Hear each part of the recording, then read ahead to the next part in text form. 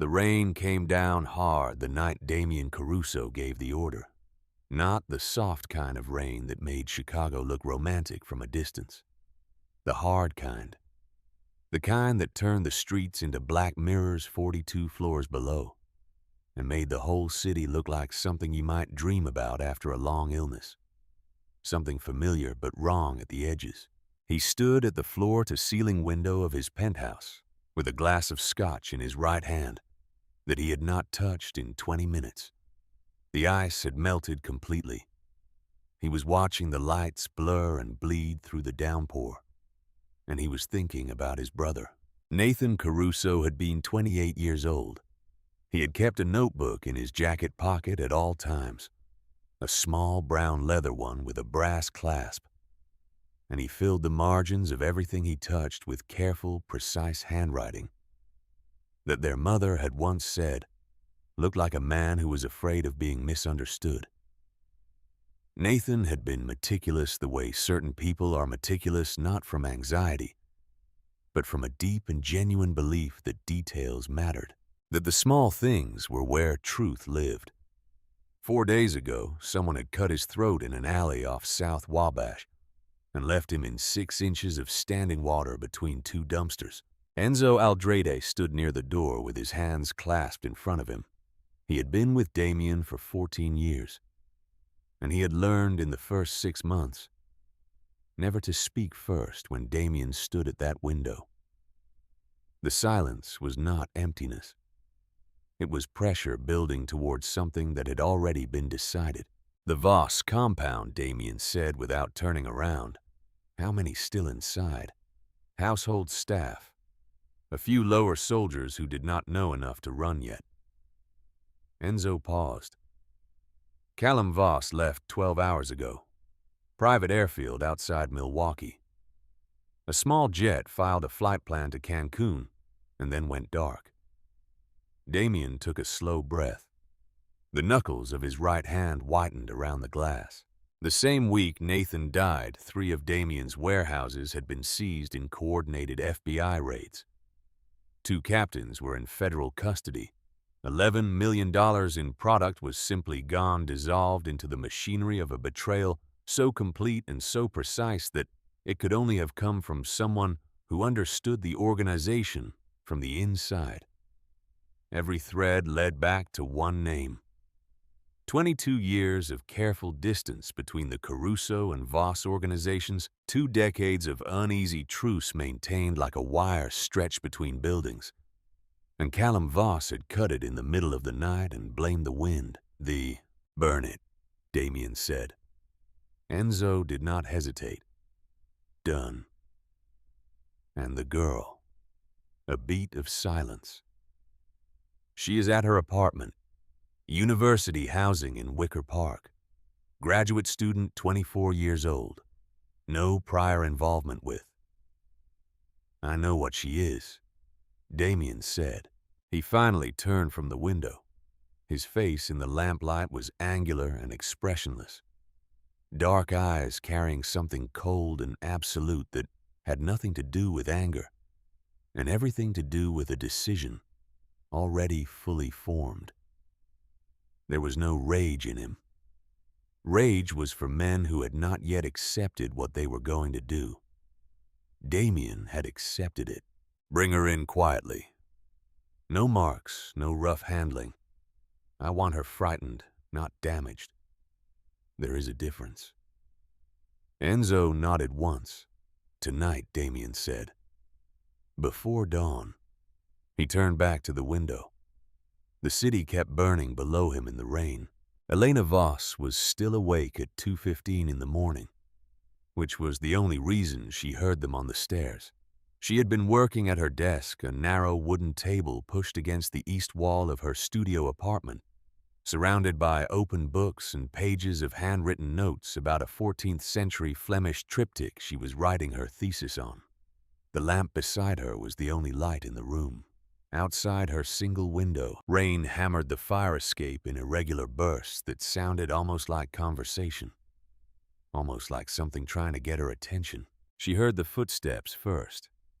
Heavy, too deliberate, multiple sets moving in practice coordination up the stairwell. Not like neighbors coming home late. Not like the shuffling, exhausted ascent of people at the end of their day. These steps had a rhythm that made something in the base of her spine go cold.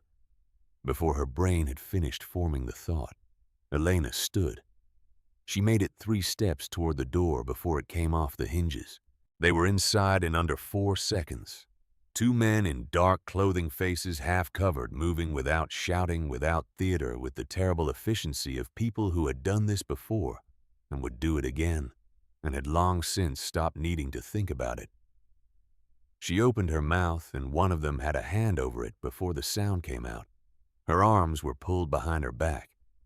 Something plastic bit into her wrists. The world went dark beneath a heavy canvas hood. She kicked. She twisted. Her elbow connected with something solid, and the grip tightened. And someone said quietly close to her ear, "Stop. Nobody is going to hurt you right now. Stop fighting." The words were almost worse than silence. The right now landed somewhere in her chest and stayed there. She was carried down the back stairwell. She counted steps and turns. She heard a heavy door open into the wet roar of the rain outside. And then she was folded into the back seat of a vehicle, someone pressing her head down. A door closing and the smooth acceleration of a car pulling away from the curb. Elena sat in the dark of the hood and breathed. Her hands were shaking.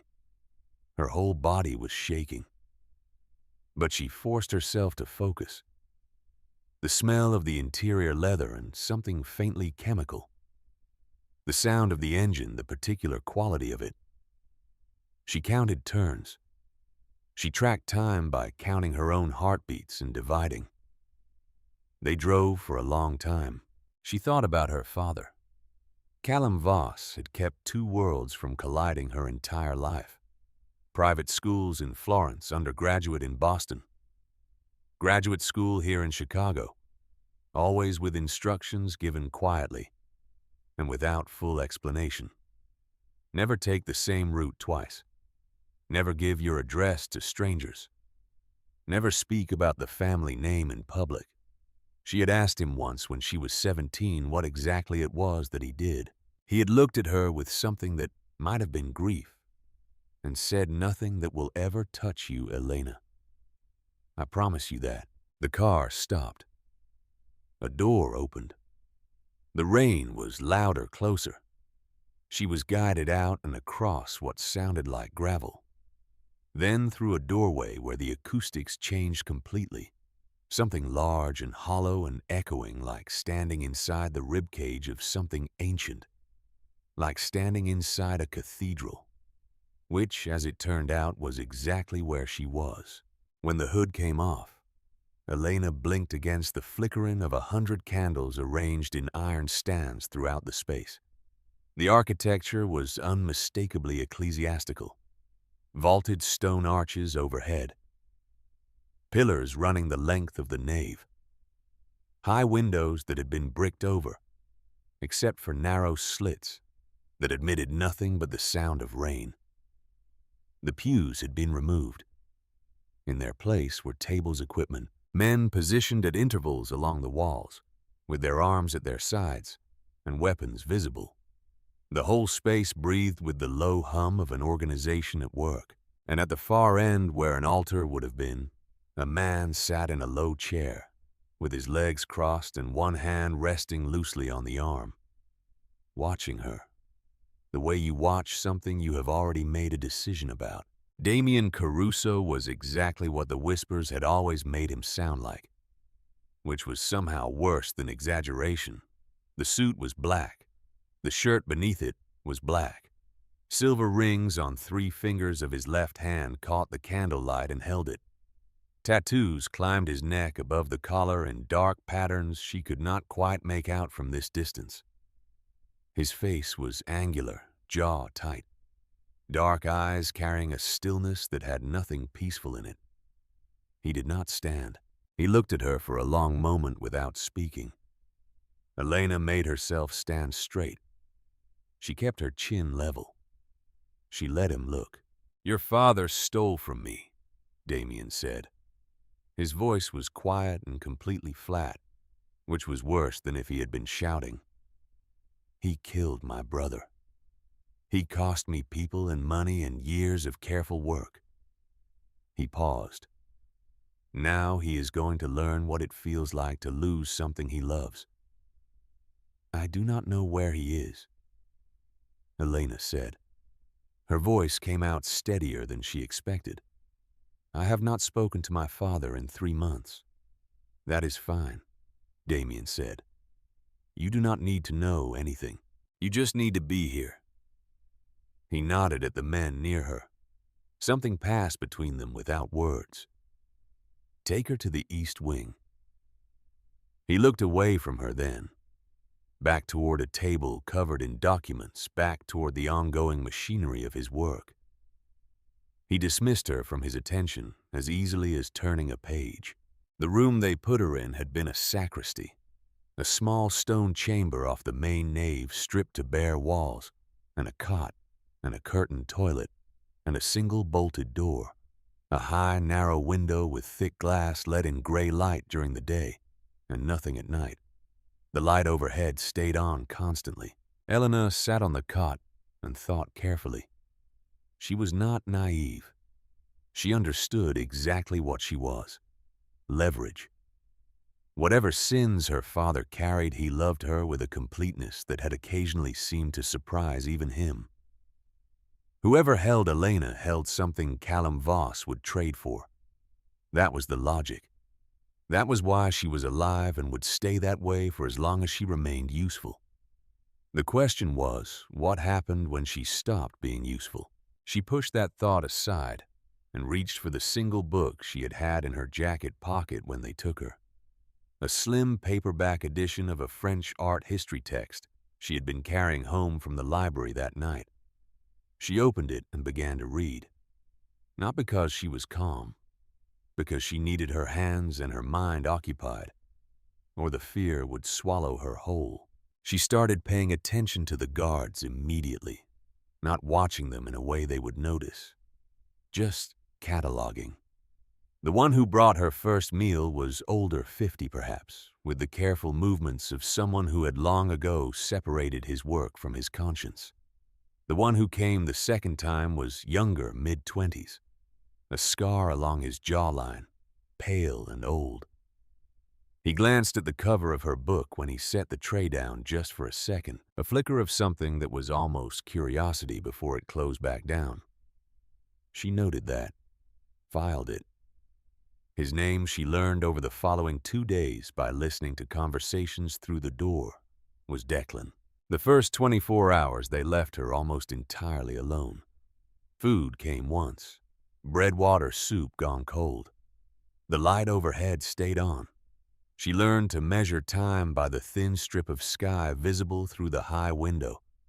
The slow shift from black to gray to pale winter to white and back again. On the second day, the interrogations began. A man she did not recognize, heavy-set and 50s, with the patient manner of someone accustomed to waiting, came in and sat across from her and asked questions for 3 hours. Where was Callum Voss? Who were his contacts outside the country? Where did he keep secondary accounts, safe houses, communications equipment? What had he told her in the months before his disappearance? Elena told him the truth, which was that she did not know. She had not been part of her father's business. She had not known the extent of what he was. They spoke on Sundays.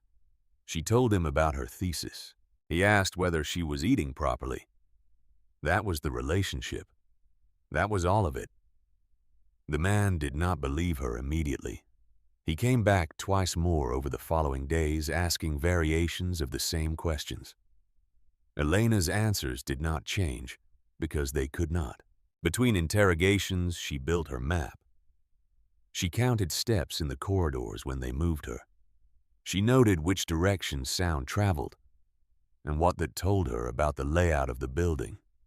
She listened for patterns in the guard rotations, the specific sequence of footsteps. that meant a shift change the gap of approximately 4 minutes between the departure of one guard and the settling of the next. She identified 3 exits by sound alone. The main entrance at the front, a heavy door somewhere to the south that opened into rain and gravel, a third door east that had a different acoustic signature, lighter, closer to her wing. She cataloged all of it without urgency. She was not planning to run. Not yet. She was simply refusing to be ignorant of her own situation. On the third night, gunshots sounded somewhere outside, close enough that she could hear individual reports, and then a burst of automatic fire, and then silence. She pressed herself against the wall below the window and counted her heartbeats until quiet returned. Nobody came to explain. The door stayed locked. In the morning, the lights went out for 6 hours, leaving her in complete darkness. She sat in the dark and translated Latin inscriptions from memory, text from manuscript illuminations she had studied for her thesis, and her lips moved slightly as she worked. It was something to do, a way to stay inside her own mind. On the 4th day, Damien Caruso came himself. She heard it before she saw it, the specific cadence of the bolt, a quality of stillness that preceded him into rooms like a pressure front, the way the guards outside changed their posture without being told. Elena was sitting on the cot with the French paperback closed in her lap when he entered. She kept her hands still. He looked at her from the doorway, then at the book. "What is it?" he said. "Art history." She held it up slightly. "Flemish manuscript illumination, 14th century." He said nothing to that. He walked in slowly, looked around the room as if checking it against some mental inventory, and stopped in the middle of the space. Up close, he was taller than she had gauged from across the nave. The silver rings caught the overhead light. Every muscle in him was held in deliberate arrangement. The stillness was not relaxation. It was control, the specific kind that costs something. "You have been cooperative with the questioning," he said. "I have been honest," Elena said. "That is not the same thing." Something shifted almost imperceptibly in his expression. "You understand why you are here," he said. "I understand your logic," Elena said. "You want my father to surface. You believe he will trade himself for me." She paused. "He might. I do not know him as well as I thought I did." "That does not bother you," he said. The question surprised her. It sounded almost like genuine curiosity, like something that slipped through before he could decide whether to let it. "It terrifies me," she said, "and it makes me angry, and it makes me grieve something I thought I had and apparently did not." She looked at him directly. "You are not angry either," she said. "You are in pain. That is a different thing." The small stone room held the weight of that for a moment. Damien studied her face with an expression she could not fully read. His jaw tightened slightly. "You are not what I expected," he said. "What did you expect?" she said. He did not answer that. He looked at the book again, and then back at her face, and something in his expression moved beneath the surface and then closed again before she could read it. "The meals will be regular from now on," he said. 3 times a day. He turned toward the door. "Mr. Caruso." Her voice stopped him. He turned his head slightly. "Whatever you think my father did to you, whatever he actually did, I am not him. I know that does not matter to you right now, but I need you to hear it anyway." He stood in the doorway with his back half turned for a long moment. "It does not matter," he said. But he said it like a man trying to convince himself of something he was no longer entirely sure of. The next 6 days settled into what Elena could only describe as deliberate architecture. Meals came reliably as promised, though, without pattern in terms of what they contained. The interrogations tapered off. The heavy-set man came once more, asked the same questions, received the same answers, left. She got the impression someone had concluded she was genuinely ignorant of her father's operations, which she was. What replaced the interrogations was worse in a different way. The window sealed so no external sound came through. Her book taken for 3 days and then returned without explanation. The light overhead staying on through every night, so that she learned to sleep with her forearm across her eyes. The sound of a single gunshot in the courtyard outside at irregular intervals, sometimes at midnight, sometimes at 3 in the morning, so that she never fully descended into sleep, but only skimmed its surface. She understood it was deliberate, not neglect, design. She responded the way she had decided to respond. She translated manuscripts in her head. She cataloged every painting she had ever studied in complete detail, dimensions and medium and provenance and condition issues, and every scholarly debate about attribution she could remember. She paced the dimensions of the room and calculated its volume. She did push-ups and lunges in the small, clear space beside the cot until her legs gave out. She had brief, careful conversations with Declan when he brought her meals. Nothing demanding. Nothing that would put him in a difficult position. Just small human exchanges that she needed as much as she needed the food. Once she asked him what he was reading. He looked at the door, then quietly nothing good. She said, "The light in here is always on anyway." He almost smiled. Not quite, but almost. She felt the pressure of what they were trying to do. She felt it the way you feel a structural shift in something under load. Not failure yet, but the early recognition of it. The signs before the signs. She did not break, but she felt it approaching. It was on the 8th day that Damien came back. He came without announcement. No preparatory stillness, no sound of guards adjusting. Just the door. And then him standing inside the room looking at her with the same unreadable composure. Elena was sitting cross-legged on the cot with the paperback open. She looked up and waited. "Your father made contact," he said. She felt her chest constrict. "Is he alive?" "Yes." Damien looked at the far wall briefly. "He is not willing to surrender himself. He is offering money and information. He says he has documentation about..." He stopped. "It is complicated." "What is he saying about me?" Elena said. Damien's jaw worked once. "He said to tell you he is sorry."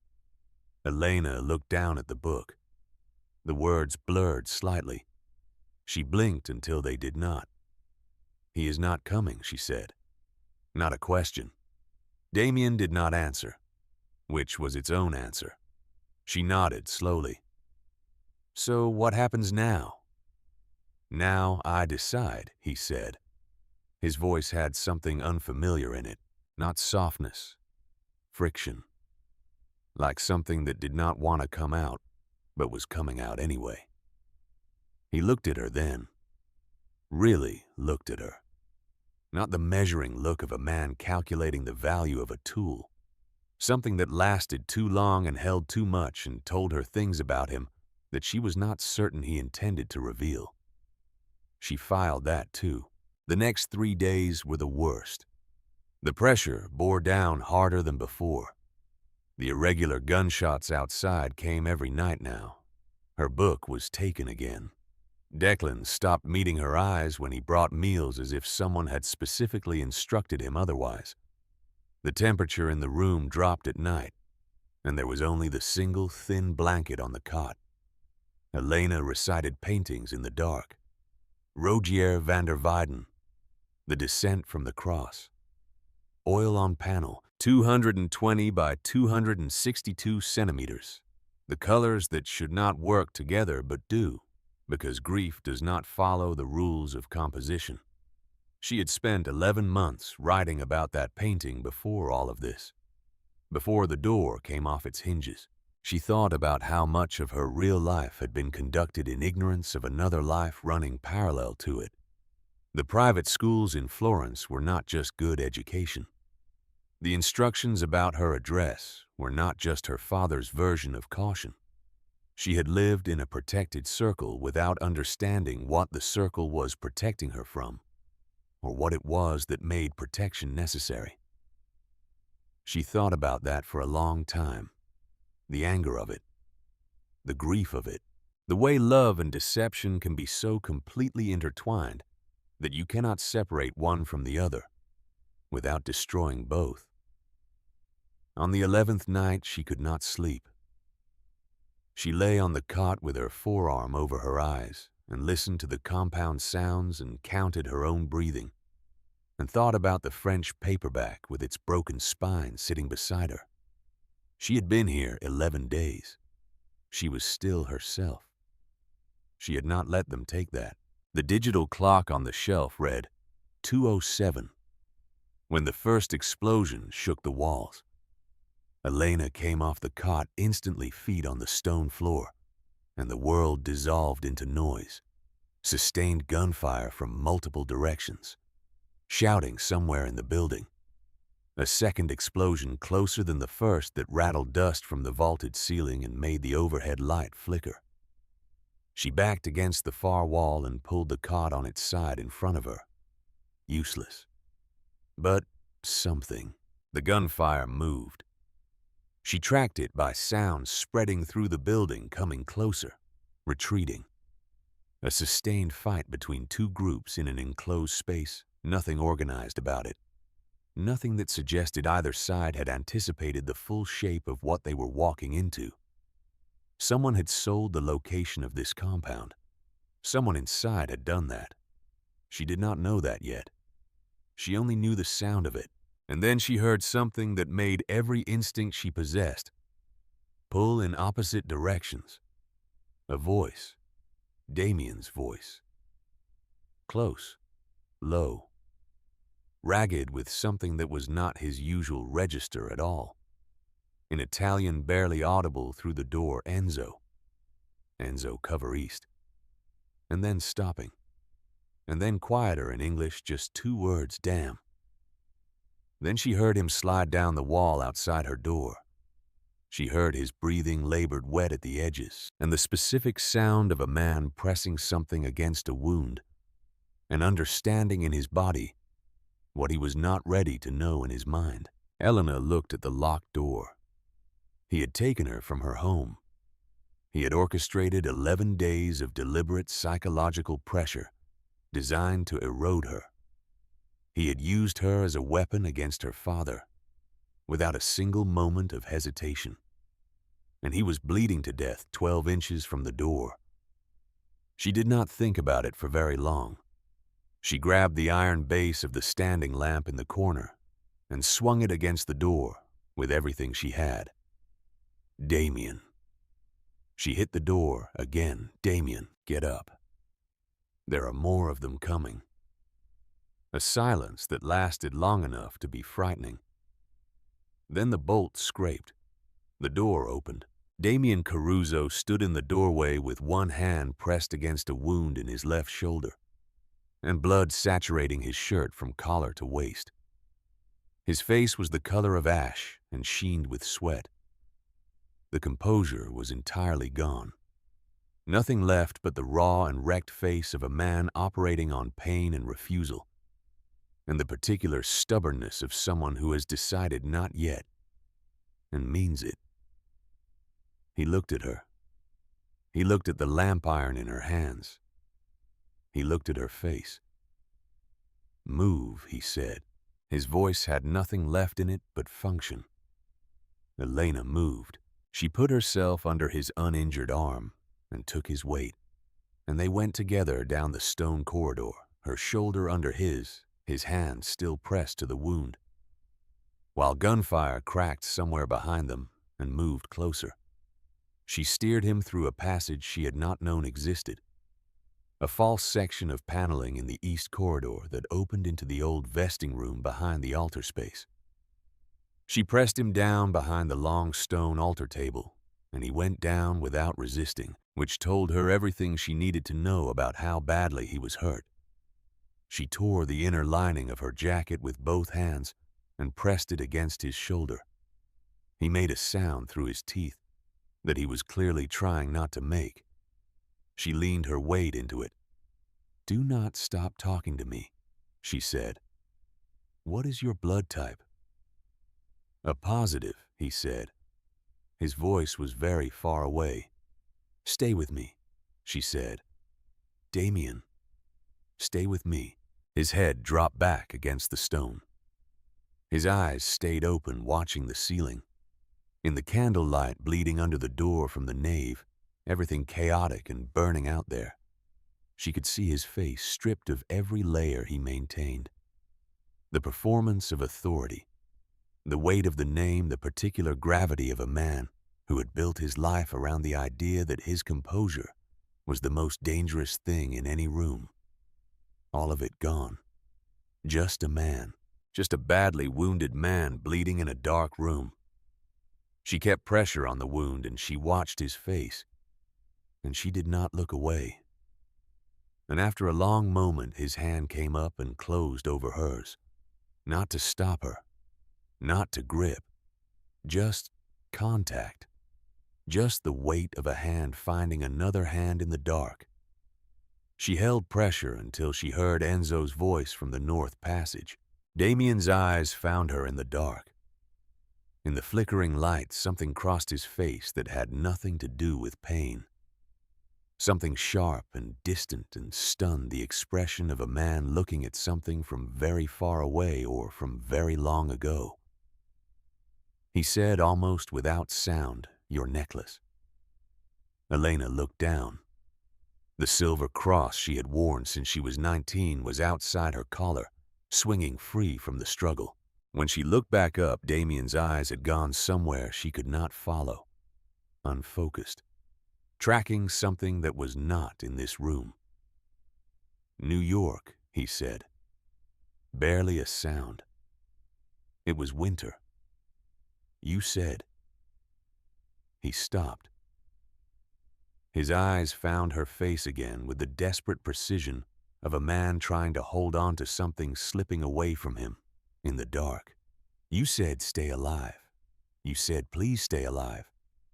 You said." Elena's hands went still on the wound. She had said those exact words 9 years ago. A man bleeding behind a subway station in the snow while everyone walked past. She had been 22 years old and terrified. She had stayed because she could not make herself leave, pressing her scarf against his side and calling 911 and saying those exact words into the dark while the sirens came closer. She had never learned his name. She had never seen his face clearly. She had only ever remembered one thing about him. Her eyes dropped to his left hand. 3 silver rings catching the light. "Oh God," she said. Enzo broke through the door with 4 men behind him, weapons up, sweeping the room. He found Damien Caruso lying half-conscious behind the altar table with his enemy's daughter pressing both hands against his wound and looking at him like she had just watched the entire architecture of the last 11 days collapse into something that had no name yet. Something that was going to require entirely new ones. The compound went quiet in the hours before dawn. Not peaceful quiet. The kind that follows violence.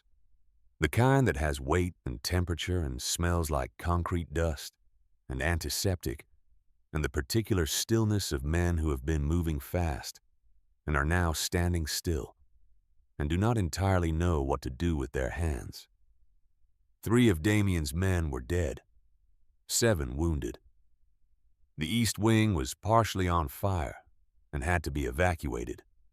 The attackers, a rival outfit called the Harwick Group that had been circling Damien's operations for months, had been pushed back at heavy cost.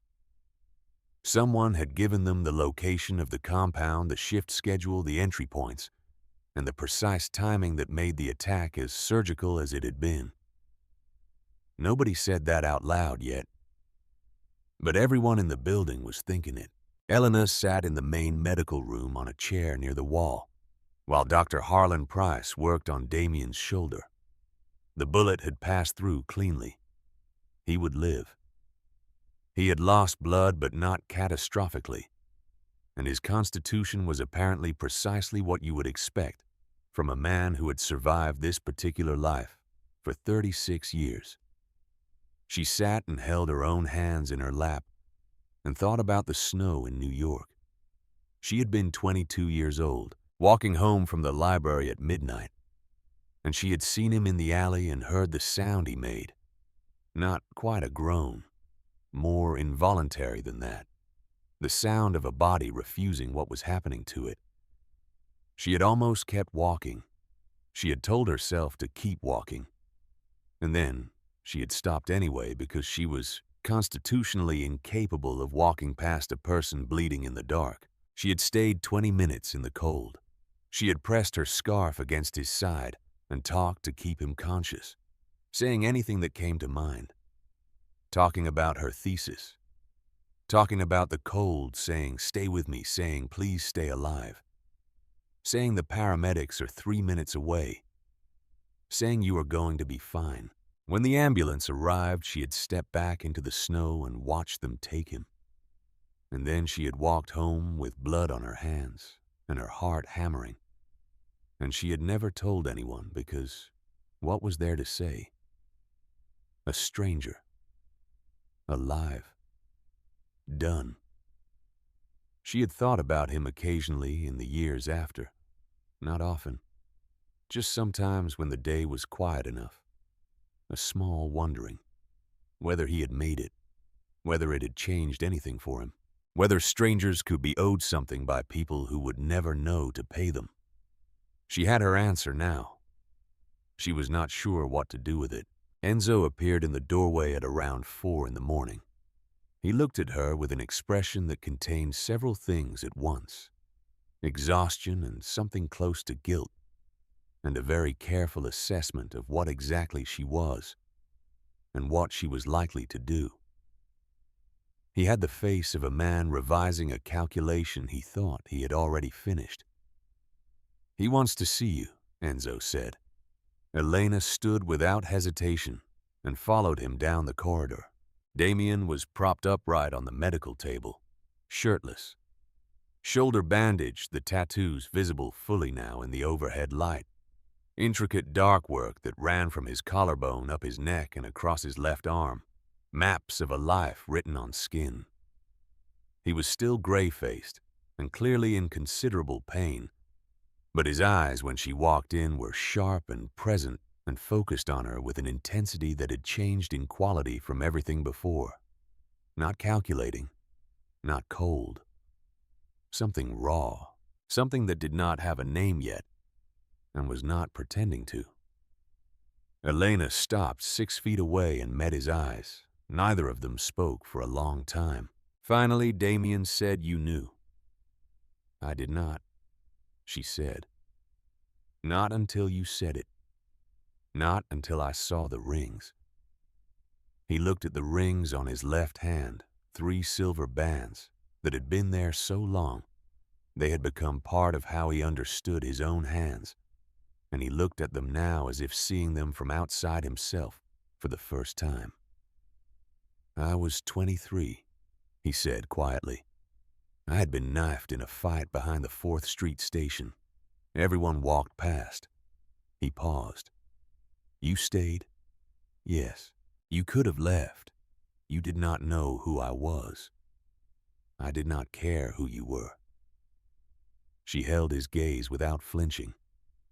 "You were bleeding." That was enough. The compound was beginning its quiet reorganization around them. Men moving in low voices through the corridors, someone hammering somewhere in the damaged East Wing.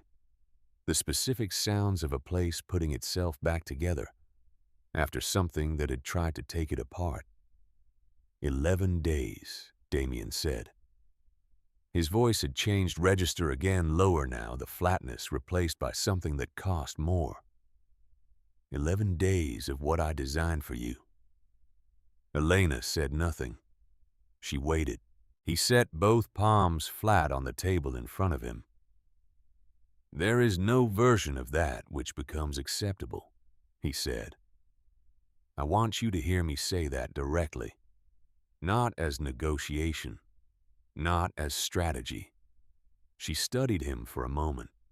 The man on the medical table was not the man who had looked at her across the nave of the converted cathedral on the first night.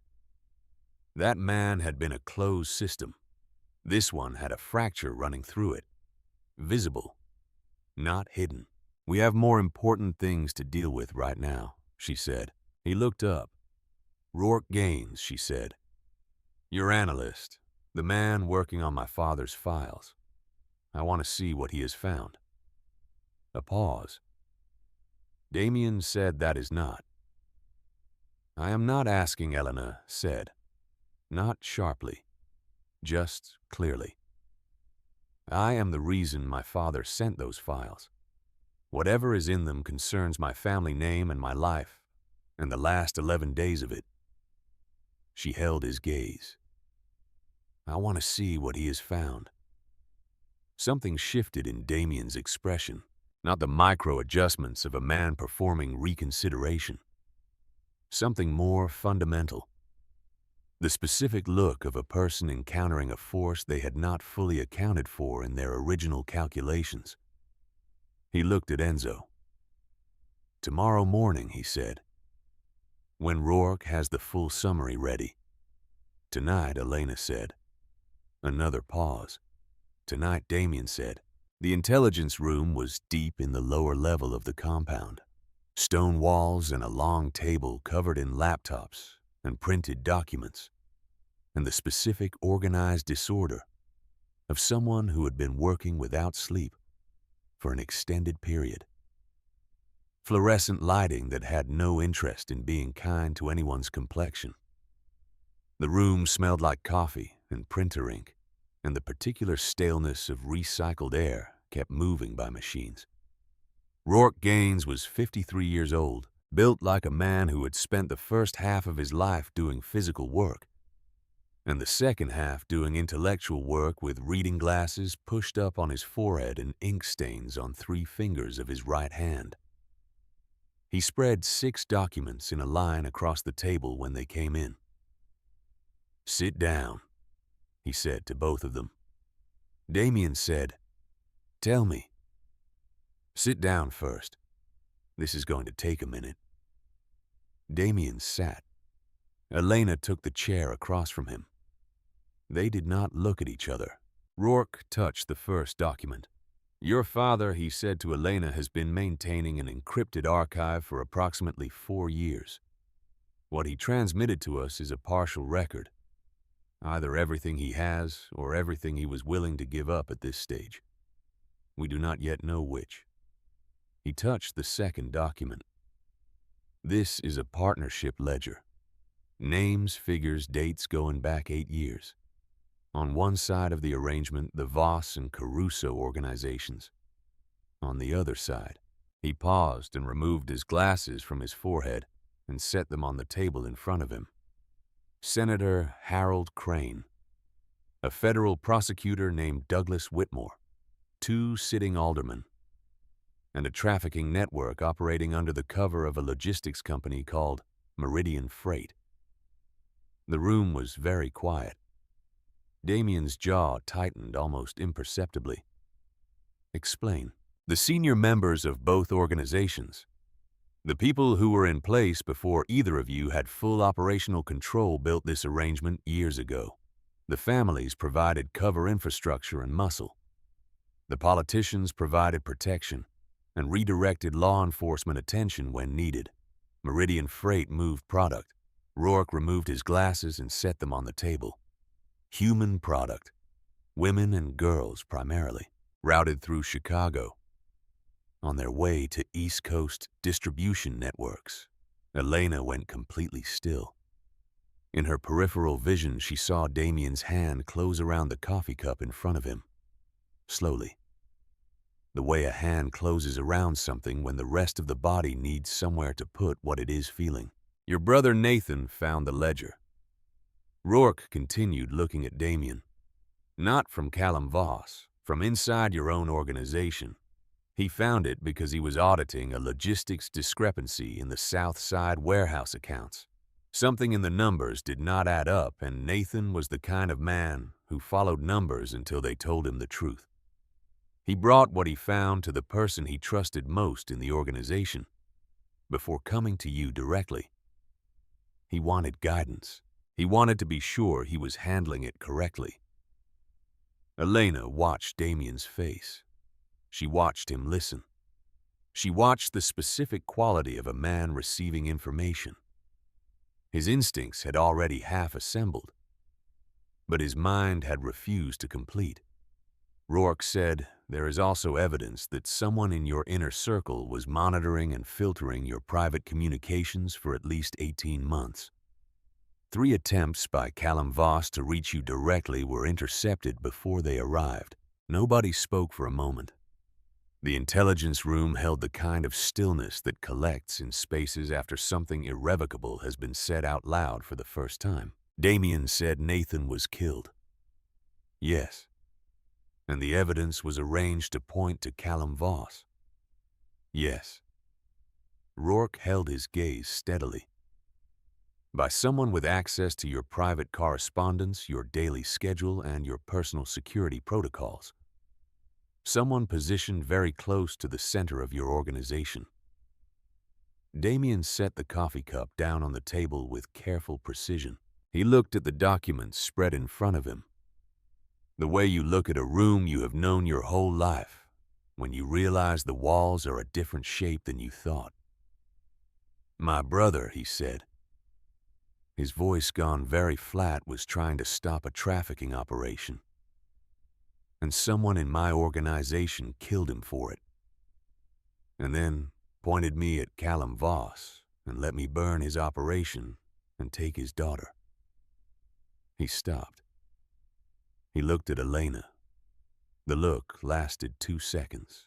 It contained something she had not seen in his face before. Not guilt exactly. Something in the same family. Something that was still becoming what it would eventually be and had not finished yet. He looked back at Rourke. "Who else has seen this?" "You, me, Enzo. That is it. Keep it that way until I say otherwise." Damien stood. "I want names. Every person in this organization with access to my private correspondence in the last 2 years. Cross-reference against Meridian Freight personnel records." Callum Voss included partial employee rosters in the archive, Rourke said. "Yes, do it." Damien walked out of the room. Elena stayed at the table after he left. She looked at the documents without touching them. Rourke watched her with the careful attention of a man deciding whether to trust a variable he had not anticipated. "You did not know," he said. It was not a question. "About my father's involvement with any of this." She looked up. "About the trafficking." She stopped. There was not a sentence that finished that properly, so she left it incomplete and let the quiet fill the rest. Rourke gathered the documents slowly. "For what it is worth," he said, "your father's communication record suggests he was trying to extract himself from the arrangement for the last 2 years. The partnership was not voluntary from the beginning. Old agreements, old debts that predated his full understanding of what Meridian Freight actually was. By the time he knew the complete truth, he was already implicated." "That does not make it acceptable," Elena said. "No," Rourke agreed. "It does not." Elena stood. Her legs felt slightly unsteady, which she registered with irritation and addressed by standing straight and locking her knees. "Where is Damien likely to go right now?" she said. Rourke considered her for a moment. "The north stairwell," he said. "Roof access. When he needs to think, he goes up." she left the room. The roof of the former cathedral was a flat expanse of old tar and gravel, bordered by a low stone parapet. The morning was cold and the sky was a uniform gray pressing down on the city. With the particular indifference of a Chicago November, Damien was standing at the north edge with both hands on the parapet and his back to the door when Elena pushed it open. He did not turn around. He said, "Rourke told you where to find me." I asked, she said. The wind up here moved her hair across her face, and she pushed it back and crossed the roof to stand beside him. Not close, just within speaking range, looking out at the city from the same direction he was. Below them, Chicago conducted its ordinary morning with absolute indifference to everything happening inside this building. Traffic, a siren somewhere far south, the city enormous and unconcerned. "Say what you came to say," Damien said. "I did not come to say anything specific." She paused. "I came because you just learned your brother died trying to do something decent, and someone you trusted killed him for it. I did not think you should be alone with that." Something shifted in the line of his shoulders. Not softening. More like the specific tension of a man holding something very tightly, beginning to understand that holding it tighter is not the same as holding it together.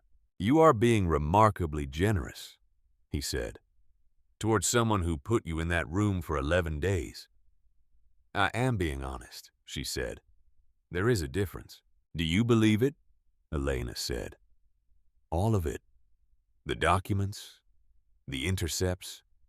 Do you believe Callum Voss did not order Nathan's death?" Damien was quiet for a long time. The wind moved across the roof and pulled at his jacket. "My instinct said, Voss," he said, finally.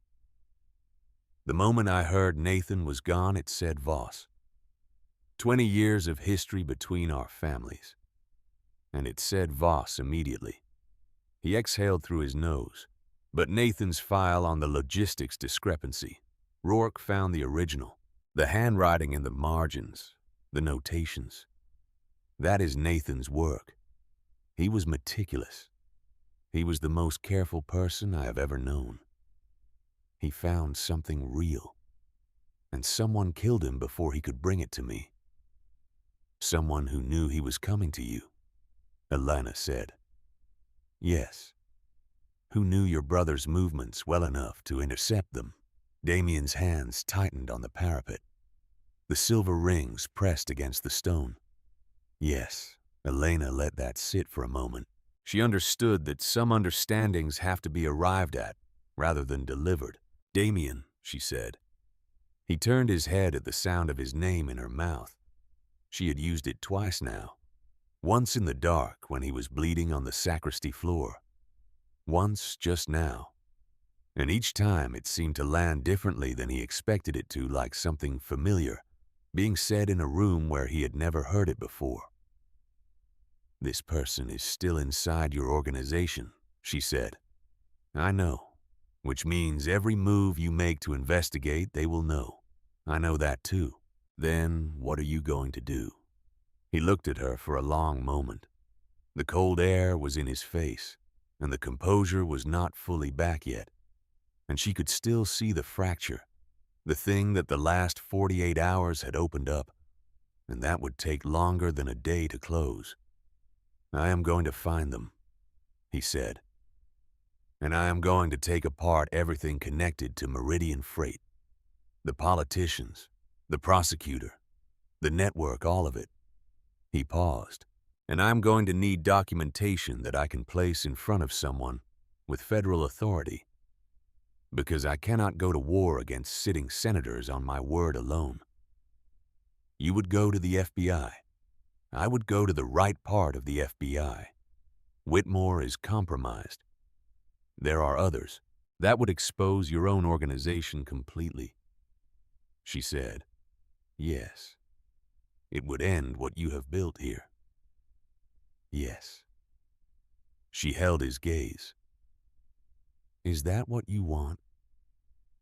Damien looked back out at the city. Something in his face made a decision that his voice had not caught up to yet. A settling of something that had been unsettled for a long time. "What I want," he said, slowly stopped being the point somewhere in the last 2 days. "I am not entirely sure when." It was not a declaration. It was not even close to one. But Elena heard what was underneath it, and she was quiet for a moment because it required a moment. "I need to contact my father," she said, through whatever channel he used to transmit the first files. There is more in that archive. What Rourke has is not enough for a federal case. Callum kept the most damaging material separate, as leverage. He will give it to me. He will not give it to you directly. Damien studied her with an expression that was not trust, not yet, not fully, but was something in trust's neighborhood, an early form of it that was more honest for not pretending to be more than it was. Why he said. Elena thought about her father's message. He is sorry. She thought about what Rourke had said about forced partnerships and old debts and years of trying to find a way out. She thought about Nathan Caruso's meticulous handwriting in the margins of a warehouse ledger. 28 years old and trying to do the right thing and walking into the wrong room. Because those women have names, she said, and because I have been passive about what my family name meant for too long. And because I keep staying. I'm starting to understand that that means something. Damien was quiet for a long time. The wind moved between them. "I will have Enzo set up a secure channel," he said finally. "Your communications with your father go through me. Nothing hidden." Agreed. He held her gaze with something that was trying to be straightforward and finding it genuinely difficult. "Elena," he said. She waited. He stopped. Started again. "What I did. The 11 days. The room. All of it." She looked at him steadily. "I know what you did. I was there. And I know what you have chosen since. Both things are true at the same time. We do not need to resolve that right now." She turned toward the rooftop door. Behind her, she heard him exhale. Long and slow and very human. She did not look back. The secure channel took Enzo 4 hours to establish. Elena's first call with her father happened that afternoon in the intelligence room with Damien present, but positioned at the far end of the table, eyes on a different screen, honoring the arrangement they had agreed to, without being asked to define it. The encrypted line connected after a 30-second delay. Then her father's voice, thinner than she remembered it. Older. Something structural in him had shifted. "Sophia," he said, her childhood name. She had not heard it in years. "I am alive," she said. "Not warm, not cold. Just accurate. I know. I have been. I do not want to talk about what you have been doing, Papa." She kept her voice level. "Not yet. Right now, I want the rest of the archive. The primary documentation. The financial records that directly implicate Crane and Whitmore." A long pause. "How do you know about?" "Rourke Gaines broke the partial files." Another pause. Longer. "You are working with Caruso." "I am working on this. Caruso is in the same room. That is the situation." She heard her father breathe. "Elena, he is." "I know what he is," she said.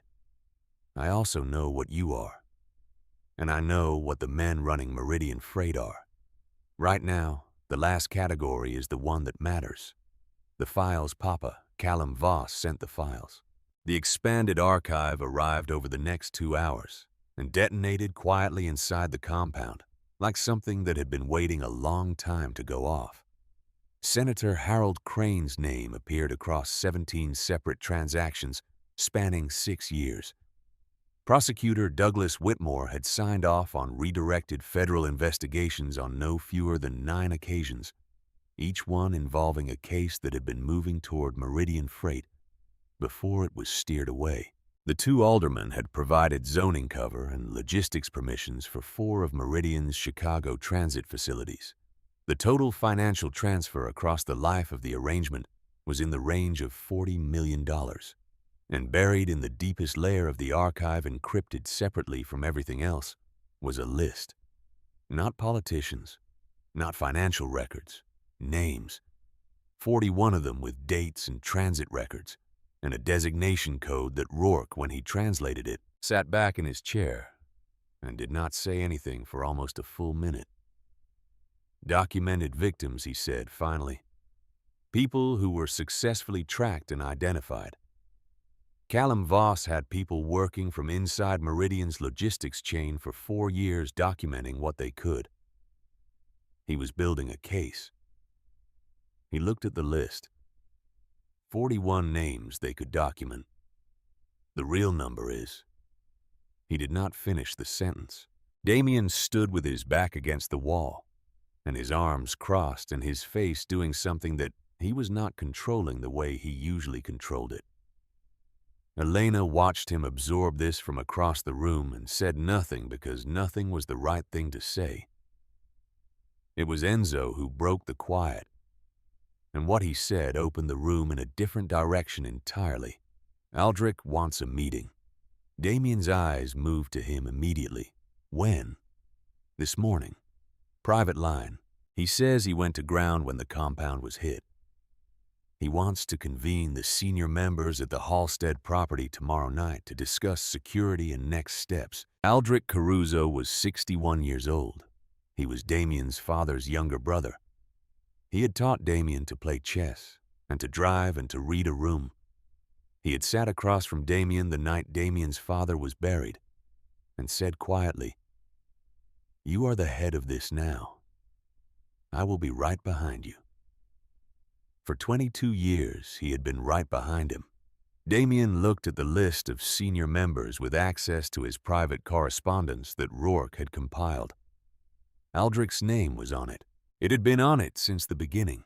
Damien had looked at it more than once and looked away again because some things the mind refuses to complete until the current running through them is strong enough that refusal is no longer possible. The current was strong enough now. "Tell him I will be there," Damien said. Enzo hesitated a fraction of a second. "You are certain?" "Yes." After Enzo left the room, Rourke made himself very busy at the far end of the table, with the focused attention of a man who has understood what just happened and is making himself invisible inside it. Elena was watching Damien. He was looking at a point in the middle distance where thoughts go when they are too heavy to be finished. "Aldrich," she said, quietly. "I do not know," he said. "His name is on the access list. Half the senior organization is on the list." His voice came out harder than he had aimed for. He caught it and recalibrated. "Proximity to me is not evidence." "No," Elena said. "It is not." She paused. "But you already believe it is him." Damien's jaw tightened. He said nothing. "I am not asking you to say it out loud," she said. "I am asking you to be careful. If it is him, he knows the attack on this compound failed. He knows you survived. He will already be planning his next move with that information. Which is why I am going to the meeting. Which is why going to the meeting might be exactly what he wants." Damien looked at her. Not with anger. With the specific friction of a man who knows someone is right and has not yet finished deciding what to do with that knowledge. "What would you do?" he said. Not rhetorical. Actually asking. Elena considered it seriously. "I would send someone you trust completely," she said. "Someone outside the senior circle. Have them at the Halstead property before anyone else arrives. Verify who is already there and why. and I would go anyway because you have to. But I would know the shape of what I was walking into before I walked into it." He looked at her for a long moment. "You have never been inside this world," he said. "How do you think this way?" "I grew up watching my father from the outside of it," she said. "You see the mechanics more clearly when you are not embedded in them." Damien held her gaze for 3 seconds. Then he said, "Enzo." Enzo reappeared in the doorway immediately. "Get me Caruso, not through the main channels. Personal line only. Tell him I need eyes on Halstead by tonight." Enzo was already moving. The next 20 hours carried a particular quality that Elena recognized from her thesis research. The hours that precede a structural change in something. The hours before the conservator lifts the first layer and finds out how deep the damage actually goes. She worked alongside Rourke through the afternoon and into the evening, building a documentation package that could be used by someone with federal authority. She had no legal training, but she had a researcher's instincts and a thesis writer's understanding of how to build an argument from primary sources. Rourke had the criminal intelligence context she lacked. Together, they produced something cleaner and more usable than either of them could have managed alone. Damien moved through the compound in a different register than before, quieter, more contained. He came into the intelligence room twice, once to review the documentation, and once to listen to the preliminary report from the Halstead property, which confirmed that 2 of Aldrich's men were already on site and had been there since the previous night. He listened to the report without expression. Then he left the room without speaking. Elena found him at 11 that night, sitting on the floor of the corridor outside the intelligence room, back against the wall, knees up, a glass of scotch in his hand that he had barely touched. His jacket was off. The top buttons of his shirt were open. His shoulder was clearly hurting him the way he held himself angled slightly to protect it. He looked up when she appeared. He did not say anything. Elena sat down on the floor across from him. The corridor was empty and the compound was quiet, and it was the right thing. "He used to take me fishing," Damien said after a while. His voice was very low. "Aldrich.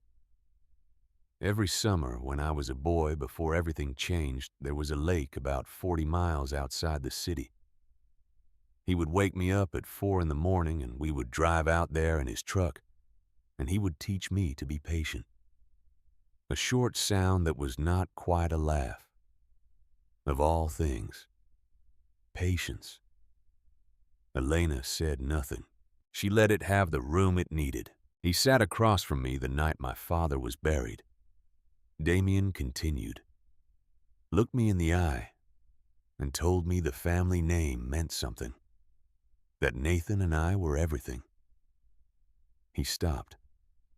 His jaw tightened. He was already inside it by then. He was already in the arrangement. Everything he said that night was constructed on top of that. "You do not know that for certain yet," Elena said, carefully. "I know enough." She looked at him, at the tattooed hands and the barely touched scotch and the open shirt and the grief sitting in his face, that the composure usually buried so completely you could not see it existed. It existed. It was right there in the corridor at 11 at night, with the building quiet around them. "If it is him," she said, "when you know for certain, what will you do?" The question sat in the air between them. He looked at the glass in his hand. "What I have to do," he said, "that is not an answer. It is the only answer I have tonight." Elena studied him. The man who stood on the roof this morning and said dismantling all of this was the right thing. He was telling the truth then. She was certain of it. "Then, what you have to do," she said, "carefully might not be what you have always done." He looked at her with an expression that was caught between resistance and recognition. A man being told something his body already knows and his history has not yet accepted. That is a significant adjustment, he said. Yes, she said. It is. He looked at the floor for a long time. Then he said, "Stay for the Halstead meeting. I want you in the building." Why? Because you see the shape from outside. He looked up at her. And because I think more clearly when you are in the room. I do not entirely understand that yet, and I am not certain I welcome it. But it is true. Elena held his gaze. Something moved in her chest that she noted and set carefully aside for later. "All right," she said. "I will be there." She stood. "Get some sleep. You are still losing color when you move too fast. I am fine. You were shot 3 days ago." She paused at the corner of the corridor. "Get some sleep, Damien." She turned and walked away. Behind her, she heard him exhale once long and slow. She heard the sound of him getting to his feet. She did not look back. The meeting at Halstead was scheduled for 8 the following evening. At 6:15, the second report from the property came in. Enzo read it aloud in the intelligence room in a voice stripped of everything except the words. Because the words were enough on their own. Aldrich Caruso had arrived at the property at 4 in the afternoon, 6 hours before the announced meeting time. He had brought 11 men. He had personally overseen the installation of a secondary surveillance system covering the property's 3 vehicle entrances. And he had received a phone call intercepted and partially reconstructed by the surveillance team from a number that cross-referenced to a burner registered to Douglas Whitmore's office. The call lasted 4 minutes. The only fragment successfully reconstructed was 6 words from Aldrich's side of the conversation. "He will come. He always comes." The room went very quiet.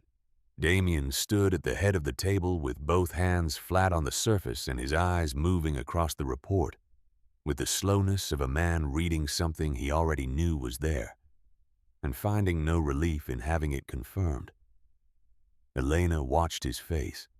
She watched the moment the last door closed, the one that had still been until this moment the thinnest remaining possibility of being wrong. She watched him close that door. She watched what it cost him. He straightened. He looked at Enzo. "Call the meeting," he said. "Tell Aldrich I am coming. Tell him I am bringing 4 men. Enzo nodded and picked up his phone. Damien looked at Elena across the table. The look lasted 3 seconds, and contained in those 3 seconds everything he was not going to say in this room with these people present. The full weight of what she had become to him across 15 days of captivity and betrayal, an impossible renegotiation. He looked at her for 3 seconds, and then looked at Enzo and said, "We leave in 90 minutes. Elena was already standing when he turned toward the door. She did not ask permission. She picked up her jacket from the back of the chair and put it on, and he looked at her standing there ready and said nothing. And she got into the second vehicle, and that was the arrangement. The drive to Halstead took 22 minutes through Chicago's evening traffic. Damien sat in the front passenger seat with his weapon in his lap and his eyes on the road and said nothing the entire way. Enzo drove.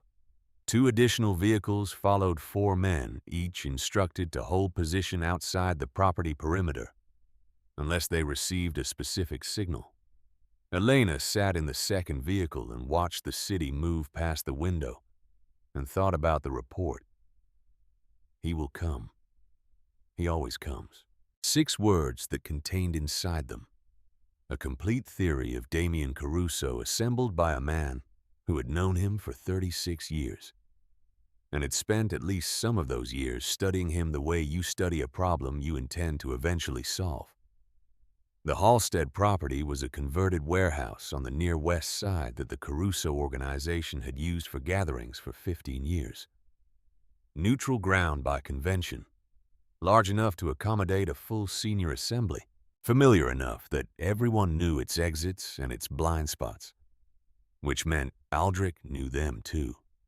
Had walked every inch of this building beside Damien, knew exactly where a man would feel safe and exactly where that feeling would be wrong.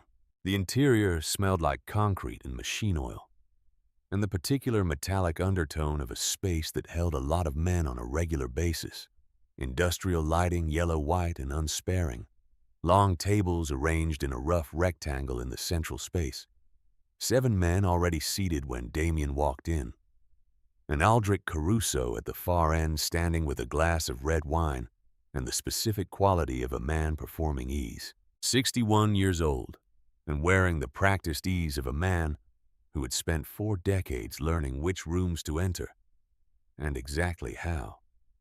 He had Damien's father's eyes, dark and direct, and he was using them now with the warmth of reunion arms spreading slightly as Damien crossed the floor. Luca, he said, the childhood diminutive, deployed with the precision of a man who understood exactly what it cost and what it bought. Damien stopped 8 feet from him. He did not take the offered hand. Aldrich's expression shifted, not collapsed, recalibrated, the smile staying but the warmth behind it, making a micro-adjustment that only someone who had studied his face for decades would catch. "You look terrible," Aldrich said. "Sit down. Tell me about the attack. We have all been trying to reach you." "Who told the Harwick group about the cathedral compound?" Damien said. The room went quiet in the specific way rooms go quiet when something that was running beneath the surface comes above it suddenly and completely. Aldrich looked at him. His expression did something careful. "What are you asking me?" "I am asking who gave them the location, the personnel count, and the timing of the shift change," Damien said. His voice had no elevation in it, flat as winter road, because that is what they had. They came in with that level of precision. Someone gave them the blueprint. Damien Aldrich's voice dropped into something avuncular and concerned. "You have been through an attack. You have been shot. You have been receiving documents from a man who has every reason to want this organization fractured from within while he runs.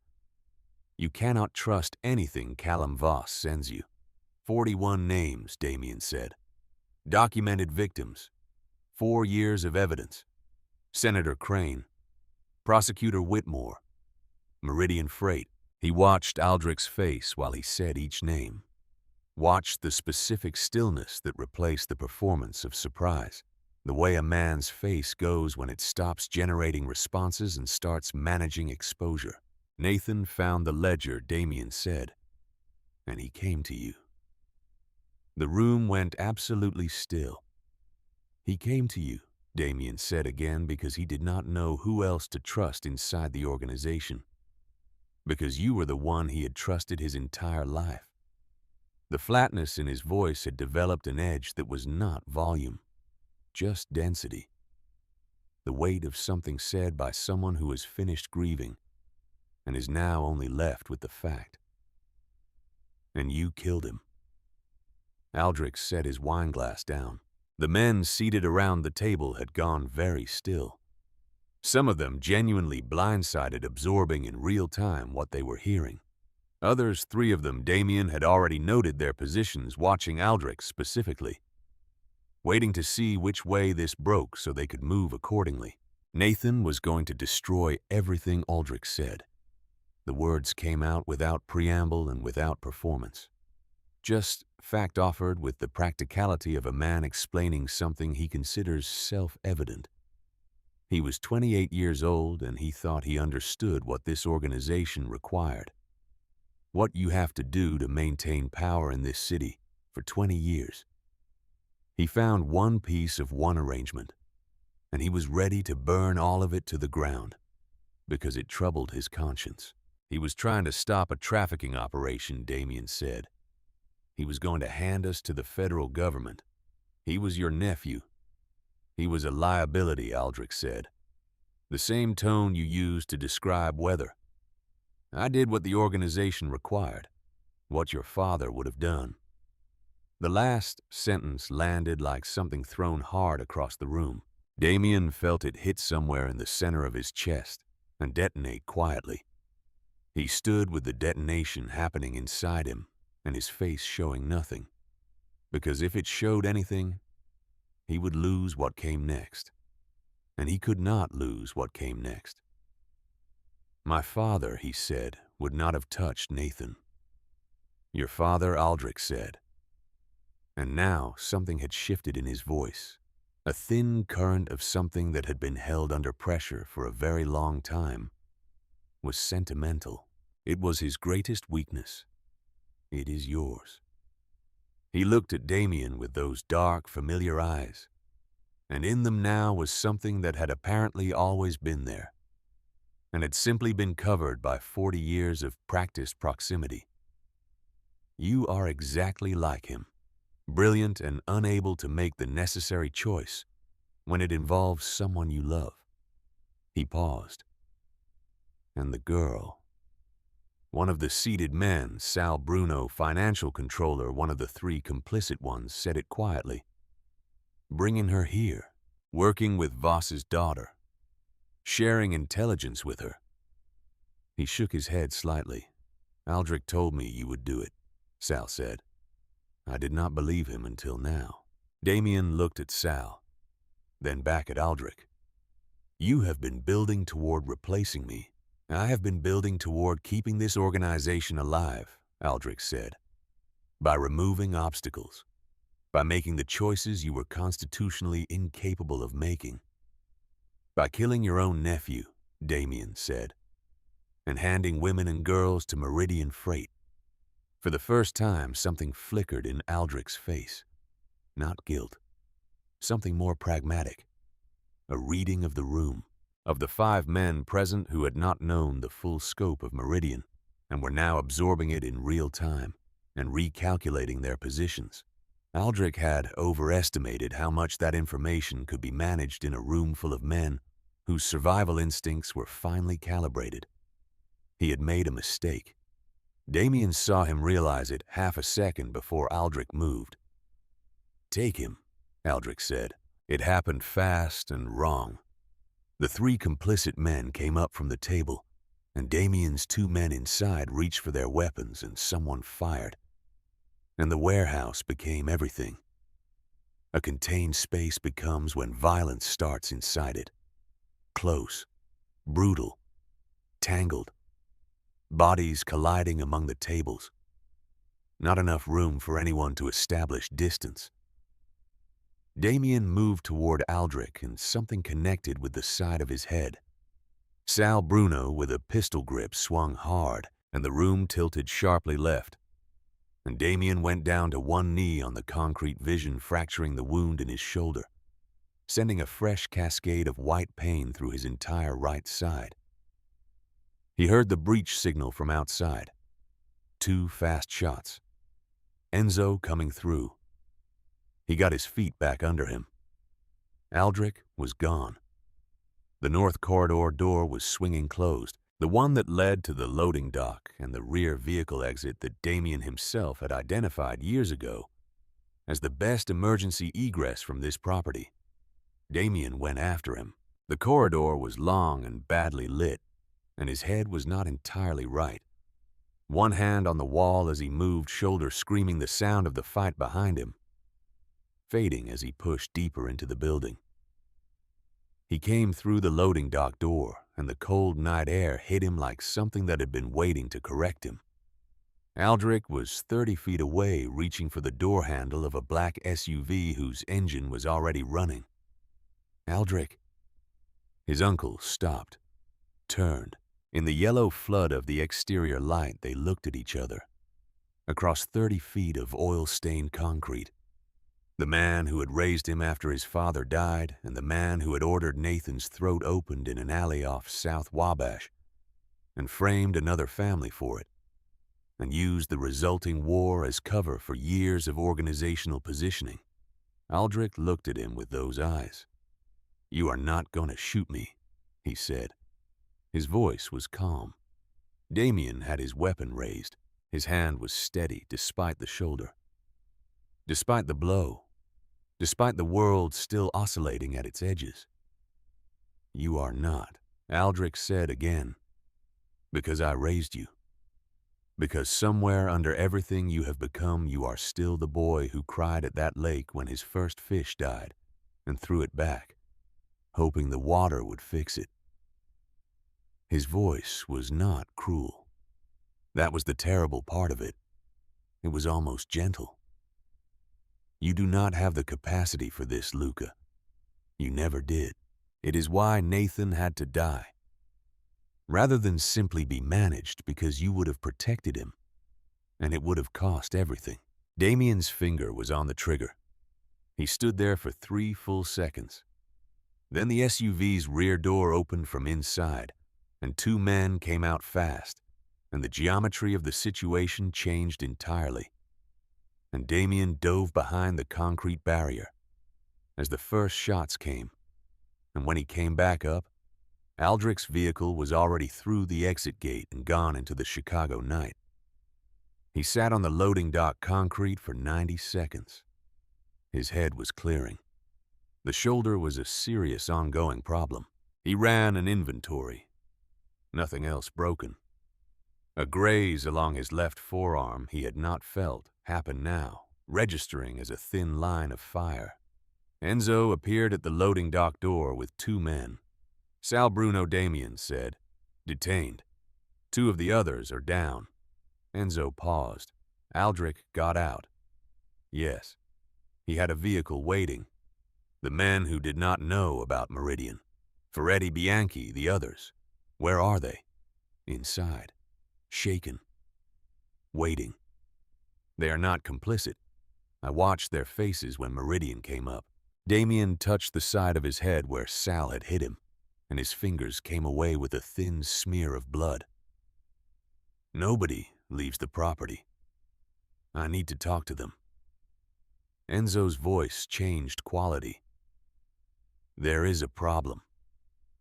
Damien went still. "What?" Enzo did not answer immediately, and the pause was its own kind of answer. "What, Enzo?" "The compound," Enzo said. 20 minutes ago. Aldrich's people. A separate team already positioned. They came in through the west access while we were here." He met Damien's eyes. They took Elena. The drive back took 8 minutes, because Enzo drove it in 8 minutes.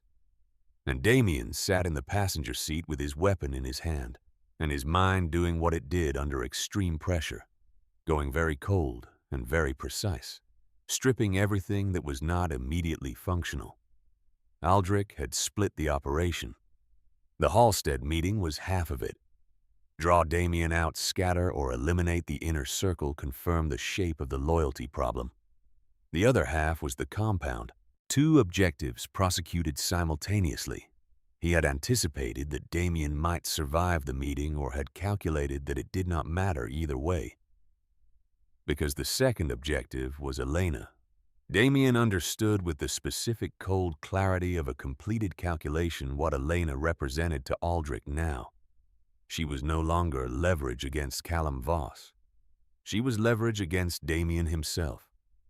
And Aldrich, who had watched Damien for 36 years and had been watching him specifically for the last 2 weeks, had seen exactly what she had become.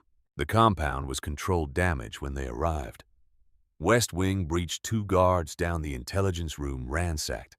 Rourke had barricaded himself in the lower level with the documentation archive and was intact and furious. Dr. Price had a split lip and was cataloging the damage with professional detachment. Damien walked through the east corridor to Elena's room. The door was open. The cot was overturned. Her French paperback was on the floor, spine broken, pages splayed where it had fallen or been knocked during whatever happened. Her jacket was gone, which meant she had been wearing it, which meant it had not been instantaneous. He stood in the doorway of the room he had kept her locked in and looked at the broken book on the floor, and felt something move through him that was not cold and not precise, and not anything he had language for. Something with heat in it. something old.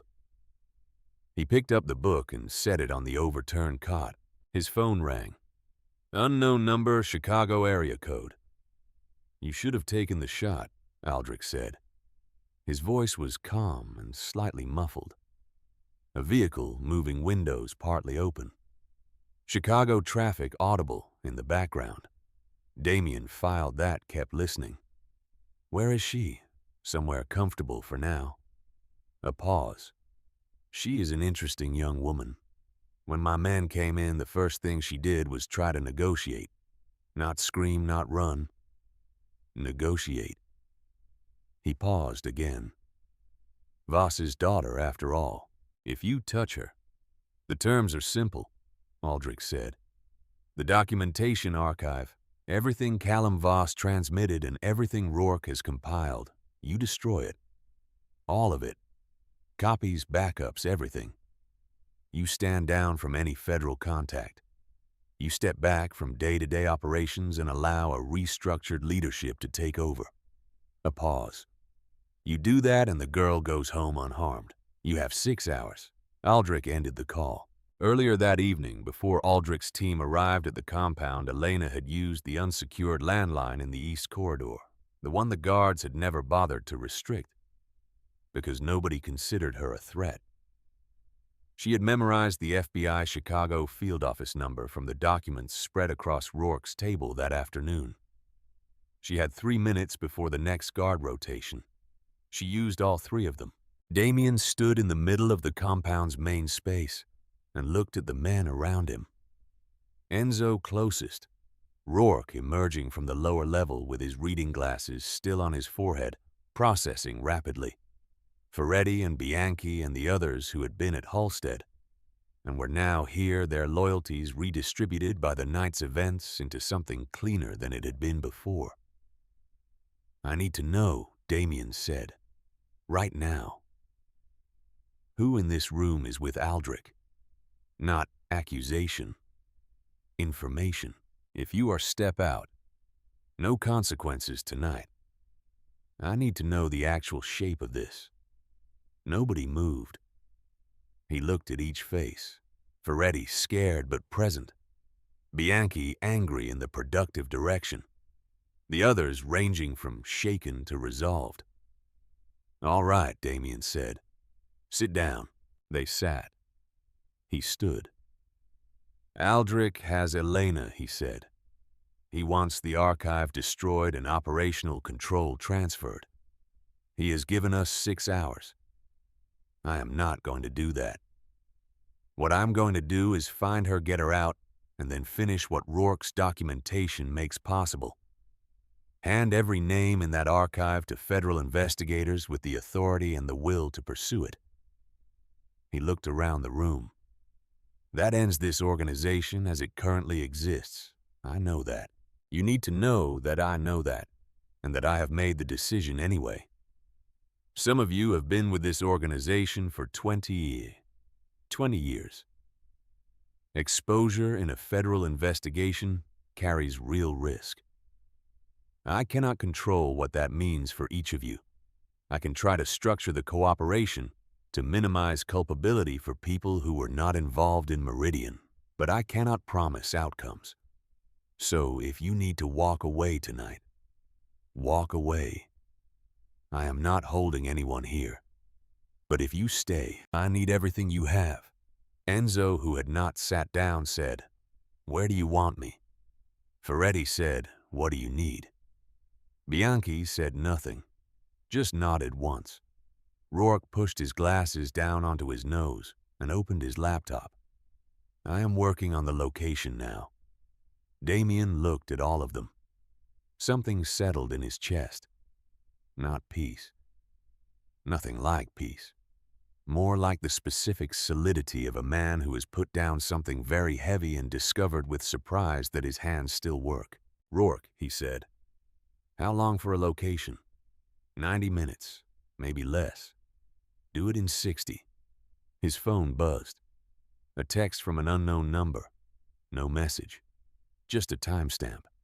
Aldrich reminding him the clock was running. 5 hours and 40 minutes remaining. Damien put the phone face down on the table and thought about Nathan's handwriting in the margins of a warehouse ledger. Meticulous, careful, doing the right thing in the only way he knew how, and walking into the wrong room because Damien had told him the room was safe. He thought about what Elena had said on the rooftop. Those women have names, and because I have been passive about what my family name meant for too long. His phone rang again. Different unknown number, different area code. He answered. Mr. Caruso. A woman's voice, controlled and precise with the flat Midwestern vowels of someone who had spent a long time in institutional settings. My name is Special Agent Sandra Vale, FBI, Chicago Field Office. I am calling because a woman named Elena Voss contacted our office earlier tonight.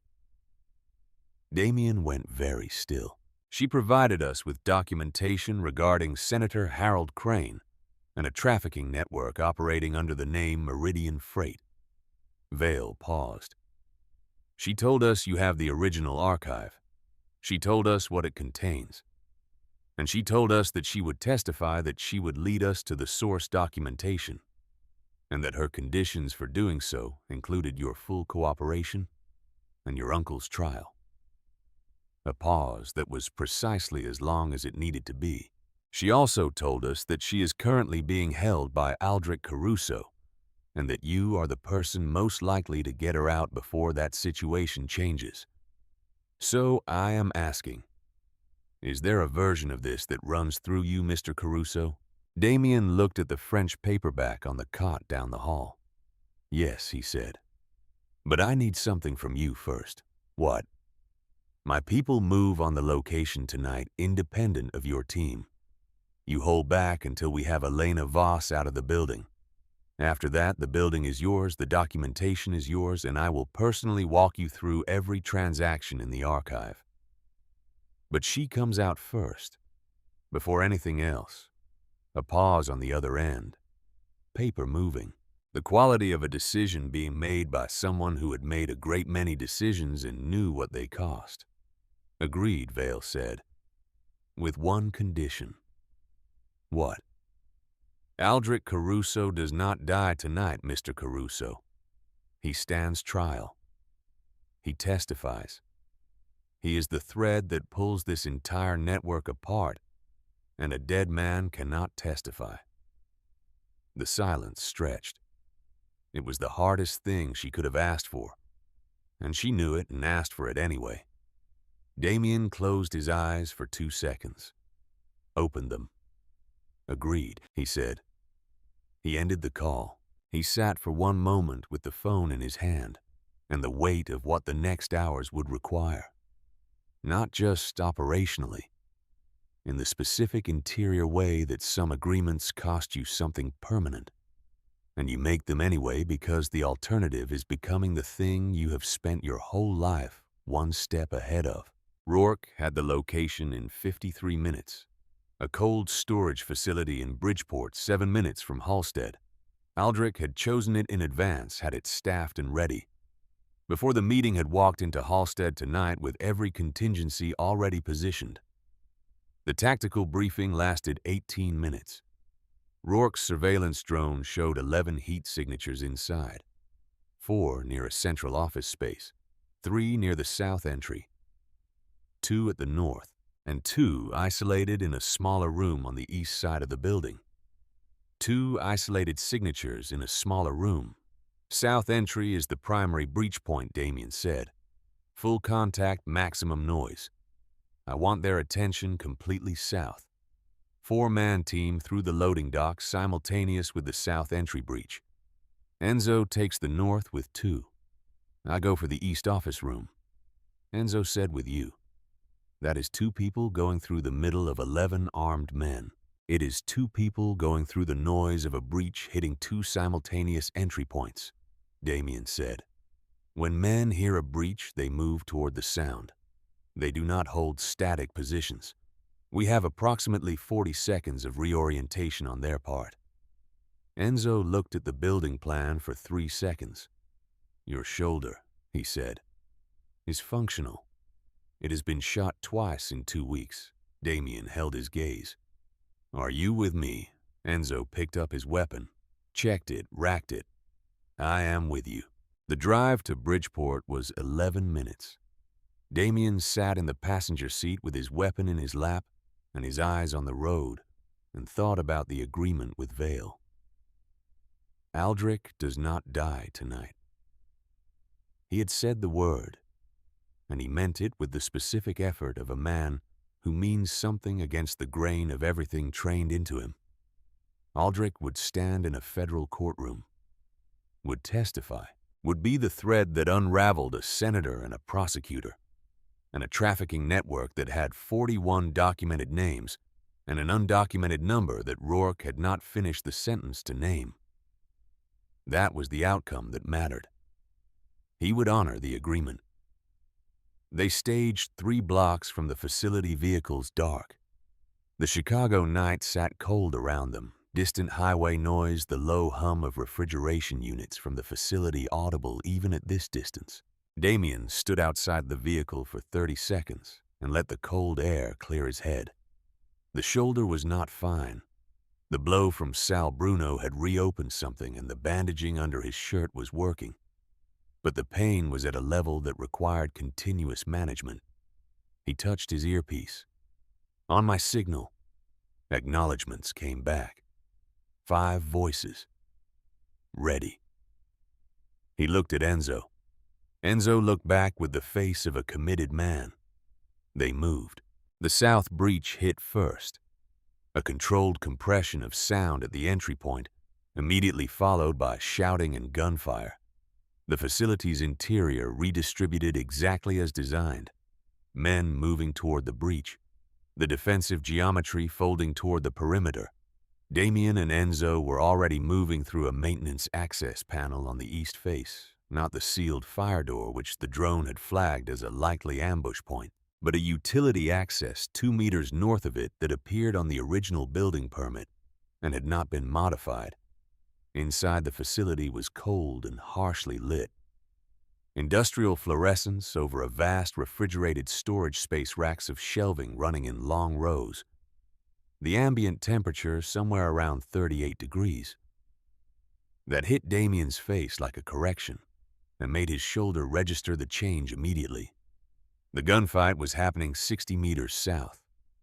He counted the racks. 3rd row from the east wall. The office room would be a metal door, institutional. A small reinforced window at eye height, light visible through the window. And a man standing in front of it. Late 30s, large, with the posture of someone who had been specifically told not to move, regardless of what he heard at the other end of the building. Aldrich had told him to stay. Damien moved before the man finished turning. Fast diagonal across the gap between the last rack and the door, hitting him low, driving him back into the door, rather than away from it, getting inside the arc of the weapon before it could come up. They hit the door hard. The impact opened the wound fully.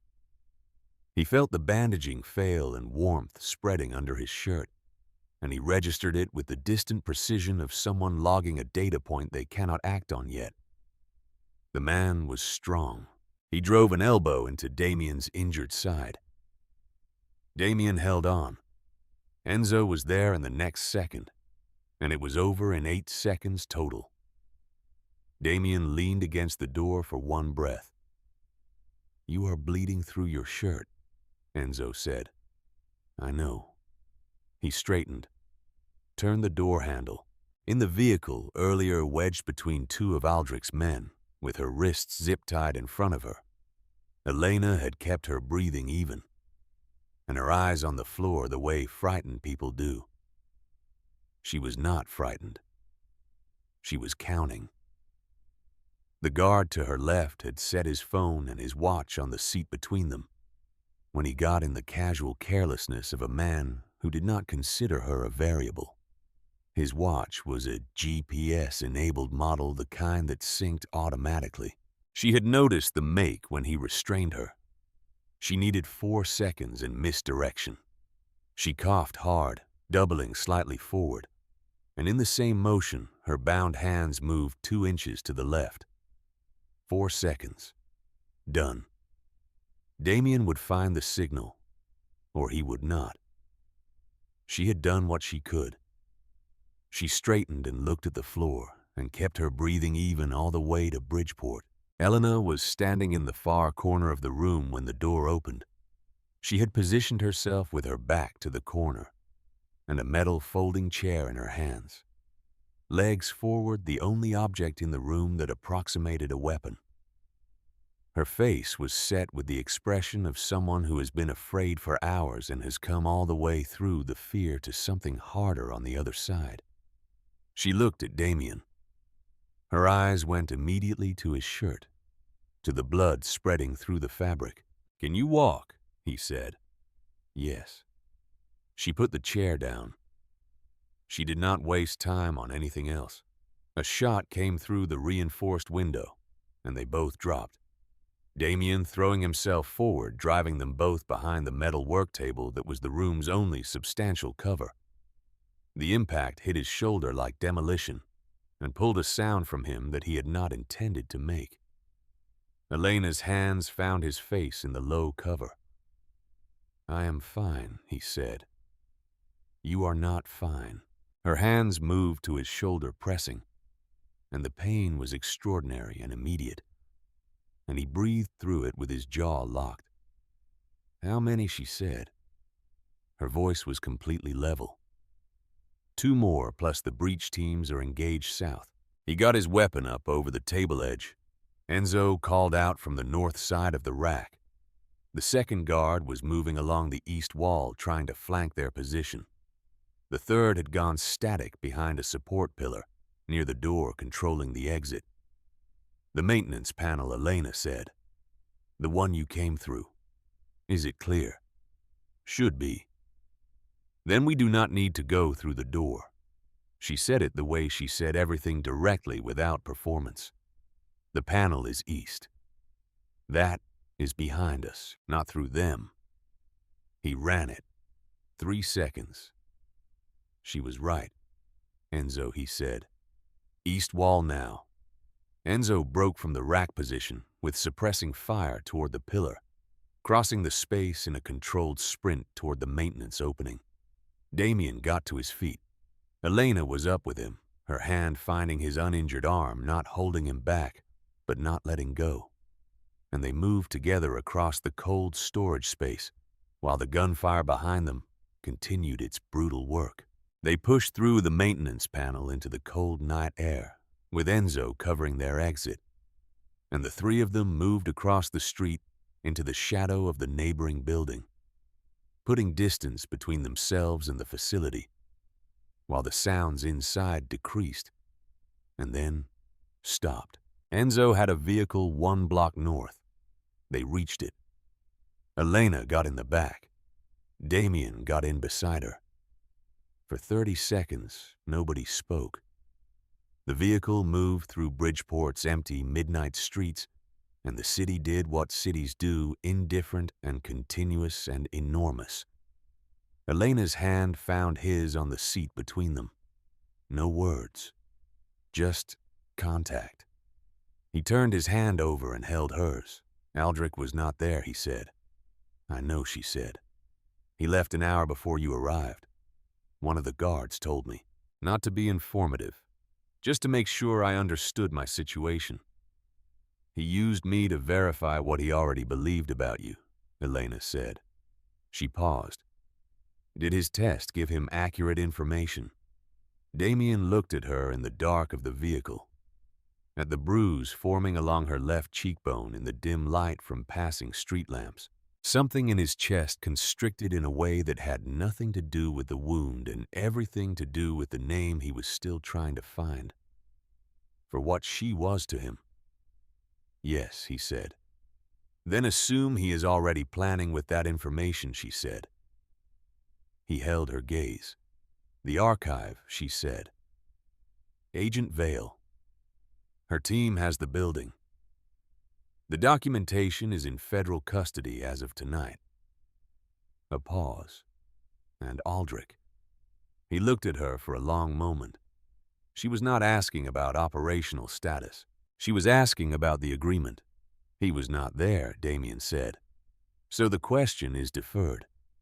But when it is not deferred, he looked at the ceiling of the vehicle. He stands trial. That is the agreement. He felt her hand tighten slightly in his. The compound at 2 in the morning had the quality of a place still integrating what it had been through. Men moving with the careful deliberateness of exhaustion. The smell of coffee and antiseptic. Dr. Price working on the wounded in the medical room. Damien sat on the medical table while Price rebandaged his shoulder with the contained frustration of a physician whose patient keeps undoing his work. His phone had several messages. He read them in sequence. Enzo twice. Rourke once. Ferretti relaying that Sal Bruno and the 2 complicit members from Halstead were in federal custody as of 6 that morning. A clipped update confirming 2 men wounded, none critical, all stable. The last message was from a number he did not recognize. Italian country code. Placed at 4:15 in the morning. He listened to the voicemail. Callum Voss's voice, thinner than Elena had described it, carrying the quality of a man speaking from a very long distance in every sense. Mr. Caruso, I understand my daughter is safe. I understand the documentation has reached federal authorities. A pause that lasted several seconds. I am not asking for anything. I am not in a position to ask for anything. Another pause.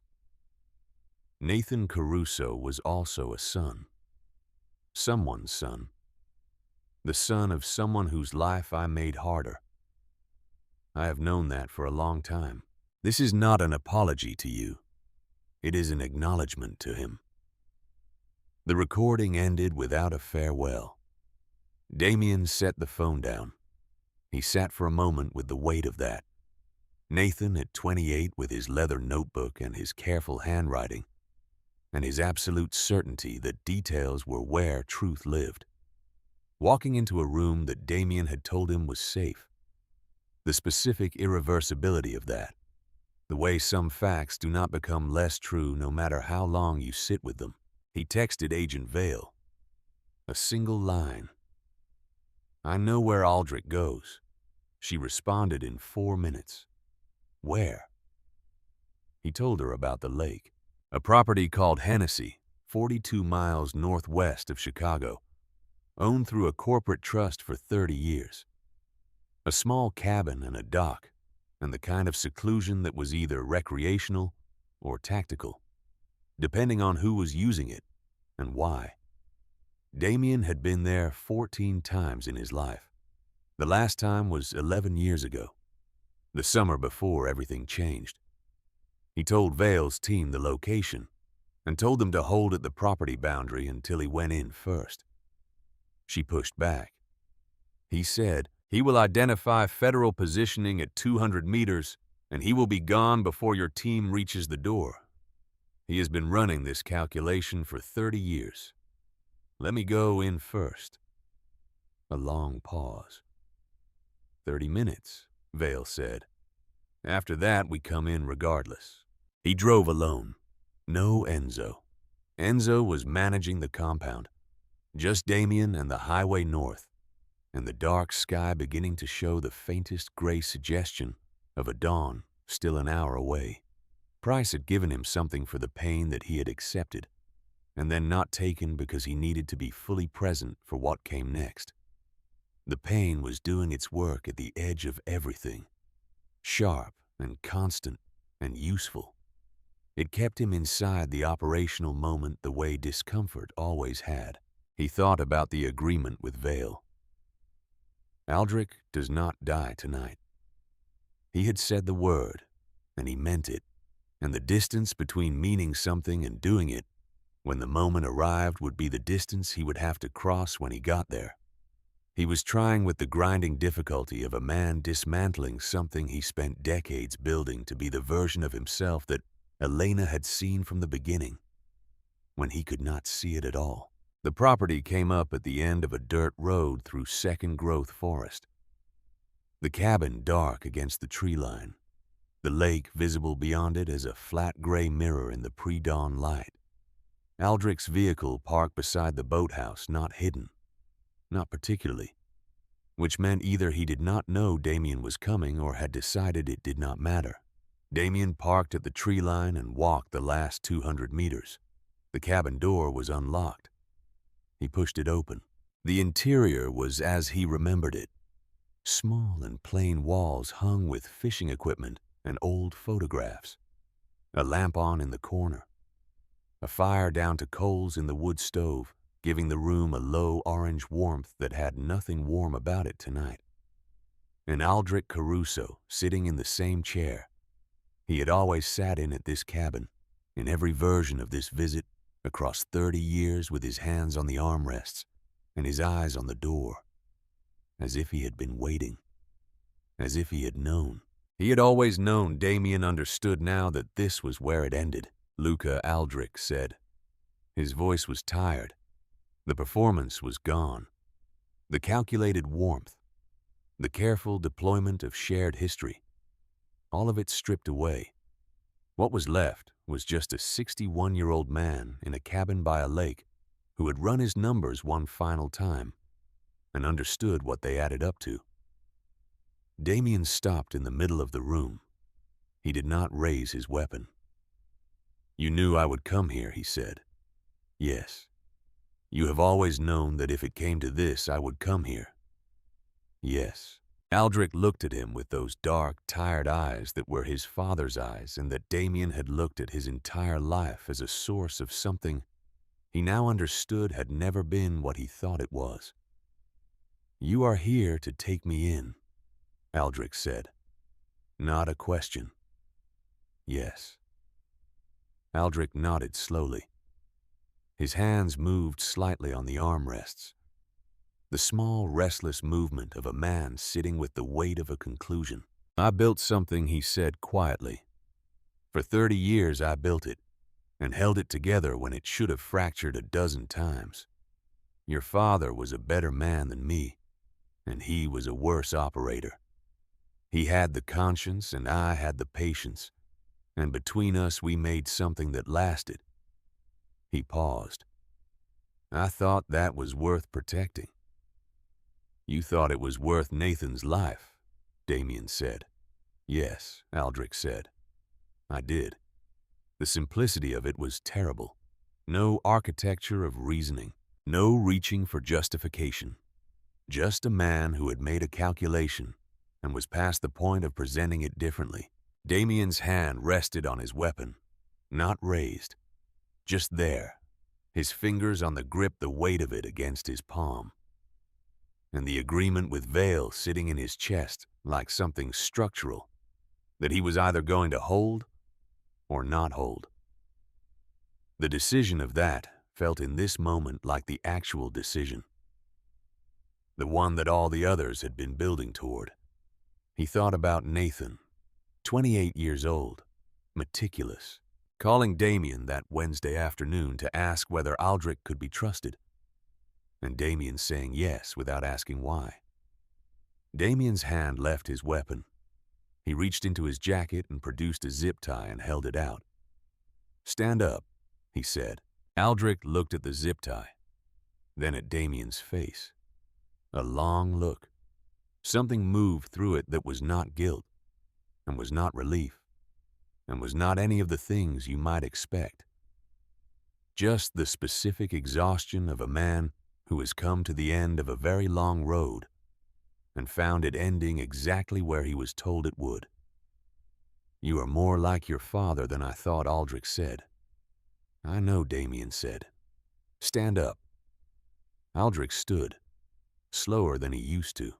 The weight of 61 years and the particular weight of tonight, both present in how he came up from the chair. He stood in front of Damien with his hands at his sides and looked at his nephew with those dark, tired eyes that held the whole long history between them. The fishing trips and the chess games, and the hand on his shoulder at his father's grave, all of it present and all of it permanently altered, layered over with what could not be unlayered. Damien held the look and did not look away from any of it. He reached for Aldrich's wrists, and Aldrich moved not toward a weapon, but away toward the door, fast and low, with the desperate explosive energy of a man who has decided in the final second that he will not be taken. And Damien caught him by the collar, and they went into the wall together. A photograph of the lake fell from its hook and hit the floor. Aldrich drove an elbow back and caught Damien's wounded shoulder. With the precision of someone who knew exactly where it was, and the pain that followed was extraordinary and total. And Damien held on anyway. Held on with his good arm and his full weight, and drove Aldrich into the wall a second time harder. And this time Aldrich's legs went, and they both went down to the cabin floor together. Damien got the zip tie on. He sat on the floor beside his uncle with his back against the wall, and his shoulder on fire, and his head dropped back, and his chest heaving. Both of them breathing hard in the orange glow of the dying coals. Outside, through the cabin's small window, the sky was doing what skies do before dawn. The absolute black of full night giving way at its very edges to the first suggestion of gray. A change so gradual, it was almost theoretical. But there, undeniably there, the night making its slow and irrevocable concession. Neither of them spoke for a long time. It was Aldrich who broke the quiet finally without opening his eyes. "Your father used to come here when he needed to think," he said. "Before you were born. Before any of this became what it became. He would drive out alone and sit on the dock for hours. He told me once this was the only place he felt like himself. Not the name, not the organization. Just a man by a lake." He paused. "I used to think that was weakness, needing a place like that." Damien said nothing. "I was wrong about a number of things," Aldrich said. "I will not insult you by listing them. You know what they are." "Yes." "Nathan came to me on a Wednesday," Aldrich said. His voice had changed in the telling. Some final insulation had come away from it. "He sat in my kitchen and showed me what he had found, and he trusted me to help him bring it to you correctly." He paused. "He trusted me." The words fell into the room and stayed there. "And instead," Damien said, "and instead I made a phone call." Aldrich looked at the floor. "I gave them the timeline. I told them he had the documents. I said it had to happen before he reached you." Damien absorbed this with his eyes on the wall opposite. He felt something move through him that was enormous and quiet, and that he was not going to let become anything that changed his hand's current position, which was resting on his knees. "He called me that afternoon," Damien said. Aldrich looked at him. "Nathan called me that Wednesday and asked me whether he could trust you with something before bringing it to me directly." Damien's voice remained level. "I said yes without asking what it was, because I had 40 years of evidence that the answer was yes." Aldrich was very still. "I know my part in it," Damien said. "I know the chain. That does not change what you chose. But I need you to understand that I know where I stand inside it." He held Aldrich's gaze. "That is why I can honor the agreement with Agent Vale. Because if I had shot you in that parking lot, I would be one more link in the same chain, and I am finished being that." Aldrich looked at him for a long time with those dark, exhausted eyes. "Luca," he said. "No," Damien said. "Not hard. Just final. Do not say anything that sounds like redemption. You do not get that from me. You get a trial. You get to testify. You get to be the thread that pulls this thing apart so that 41 names mean something real. That is what you get." Headlights appeared through the window. The first of Vale's vehicles coming down the dirt road, moving slowly, honoring the 30-minute window. Aldrich looked at the lights, then at his hands. He nodded once. It was not forgiveness. It was not surrender. It was not peace. It was just an old man by a lake in the early morning nodding at the shape of what came next, because the shape of what came next was the only thing left. Damien stood. Special Agent Sandra Vale was 51 years old and had the face of someone who had spent decades in rooms where people lied to her and had developed a corresponding directness that cut through most of the conventional social architecture. She shook Damien's hand at the cabin door, and her eyes went immediately to his shoulder. Then to Aldrich, seated inside, then back to Damien's face. "You could have called us in earlier," she said. "I needed him to stay," Damien said. She looked at his shoulder again. "Have your physician look at that today." She paused. "You understand what today begins?" "Yes. Grand jury proceedings, likely 8 to 12 months. Your full cooperation means significant exposure for your organization. People who were loyal to you will face charges. You personally are facing." "I know what I am facing," Damien said. Not impatient, just clear. I made the agreement with my eyes open. What happens to me in the legal process happens. The Meridian network goes down. Crane and Whitmore are indicted. Those 41 names get justice. That is the order of priority. Vale studied him for a moment. Then very quietly, in a register that was not part of any official proceeding, she said, "Your brother would have liked this outcome." Damien looked at her. He did not have anything to say to that. He stepped aside and let her people in. He drove back to Chicago in the full morning light, the highway opening up in front of him, the sky a pale winter blue, the city's skyline appearing at the horizon, pale and ordinary in the winter light. The same city it had always been, carrying no record of what the night had cost. His phone had several messages. Enzo twice with operational updates. Rourke confirming the archive transfer was complete. Ferretti confirming Sal Bruno was in federal custody.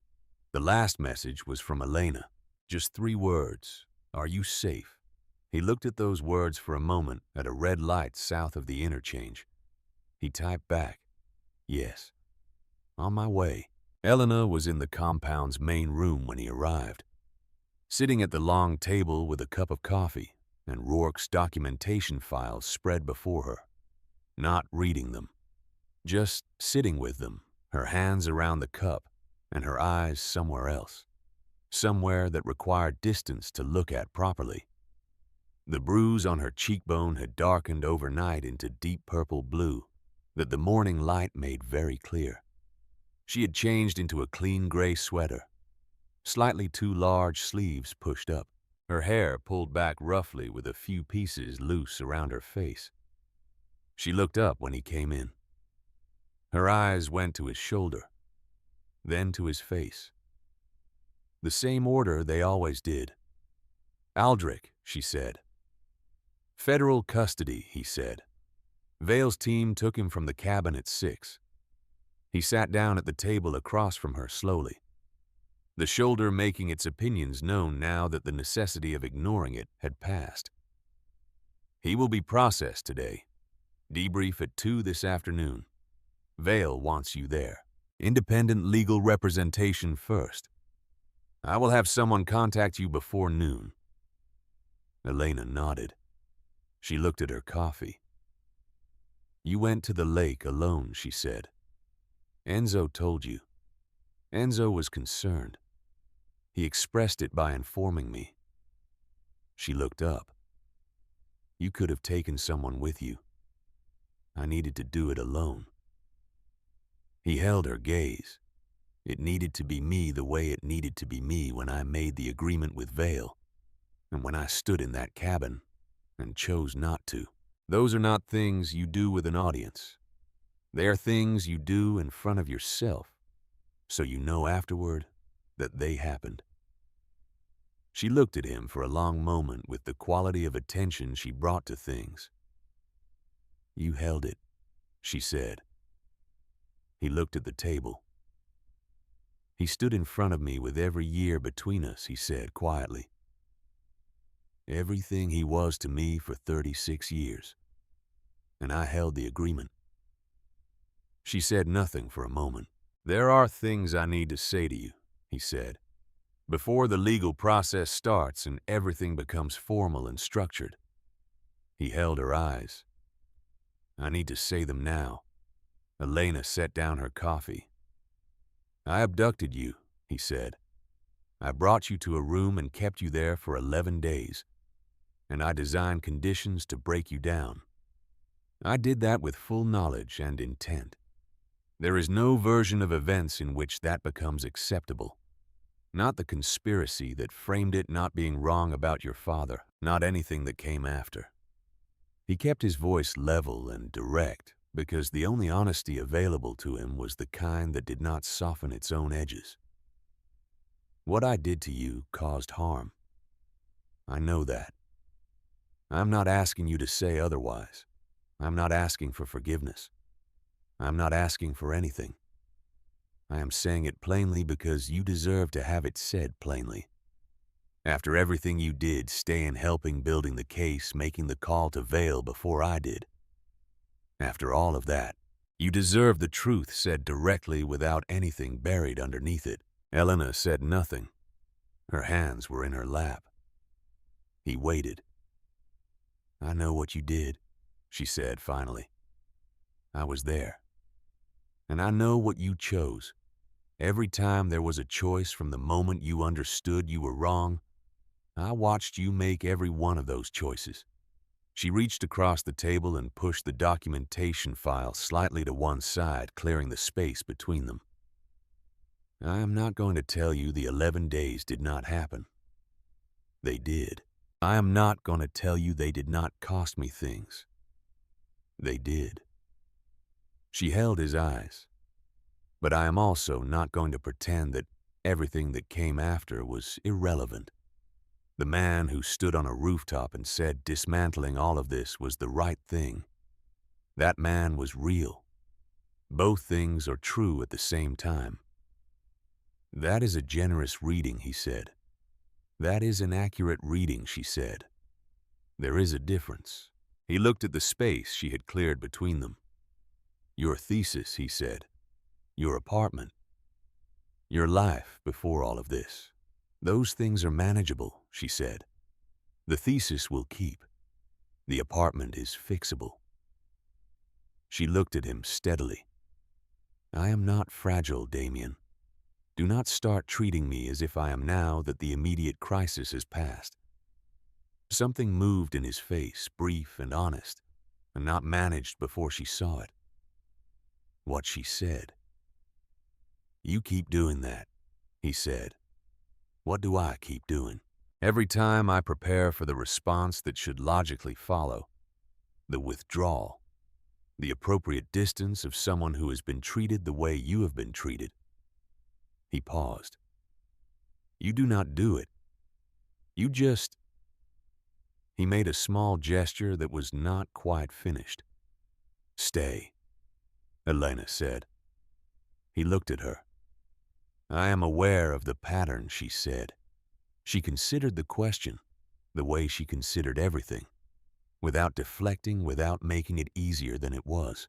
"Because I saw something in you from the beginning that you could not see yourself," she said finally, "even in the worst of it. There is a difference between a man who lacks a conscience and a man whose conscience has been buried under so much of the wrong kind of survival that he cannot find it anymore. I have spent years studying how to restore damaged things. You learn to look for what is underneath the damage, the original underneath the accumulation." She held his gaze. The original was there. I could see it. Damien looked at her across the table. He thought about what Aldrich had said. "You do not have the capacity for this." He thought about what it had cost to prove that wrong. Not through violence, which had always been easy, but through the specific grinding effort of choosing differently against everything trained into him. In a cabin at dawn with his uncle watching and an agreement sitting in his chest, like something he was going to carry for the rest of his life. He thought about Nathan's meticulous handwriting in the margins of a warehouse ledger, walking into a room Damien had told him was safe. "Elena," he said. "Yes, after this is done. The proceedings, the testimony, all of it. When it is finished." He paused. "What do you want?" She looked at him. The question had weight, and she gave it the weight it had. "I want to finish my thesis," she said. "I want to sleep without listening for gunshots. I want to eat a meal that someone else did not decide for me." She paused. "And I want to know that the 41 names in that archive actually result in something, that they become accountability and not just documentation.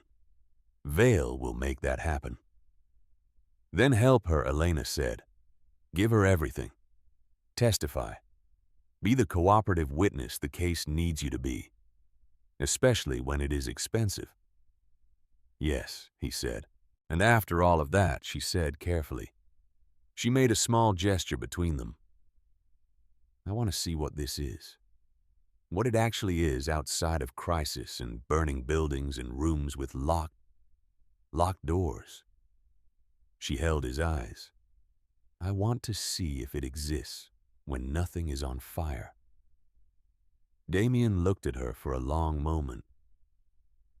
"It might be considerably less interesting," he said. "I am counting on that," she said. The legal proceedings began that afternoon and did not end for 14 months. The grand jury convened in December. Senator Harold Crane resigned on a Tuesday morning and was arrested by federal marshals before the press conference, announcing his resignation had concluded. Prosecutor Douglas Whitmore was suspended and subsequently indicted on 9 counts. The 2 aldermen entered plea agreements in exchange for testimony. Meridian Freight's operational infrastructure was dismantled by a joint federal task force across 3 states. Aldrich Caruso testified for 11 days across 2 separate hearings. He was thorough and precise, and had apparently made a decision somewhere in the process that if he was going to do this, he was going to do it completely. Damien sat in the federal building corridor during the first day of Aldrich's testimony and did not go in. He sat in a plastic chair with a paper coffee cup and looked at the floor and let the hours pass. Enzo sat beside him and did not say much. At one point, Enzo said, "You do not have to be here at all." Damien said, "Yes, I do." And they left it there. Damien's own cooperation agreement took 11 months to finalize. He provided testimony on his organization's operations spanning 12 years, gave complete financial disclosure, and named every individual he knew to be connected to the conspiracy's cover operations. Certain charges were reduced.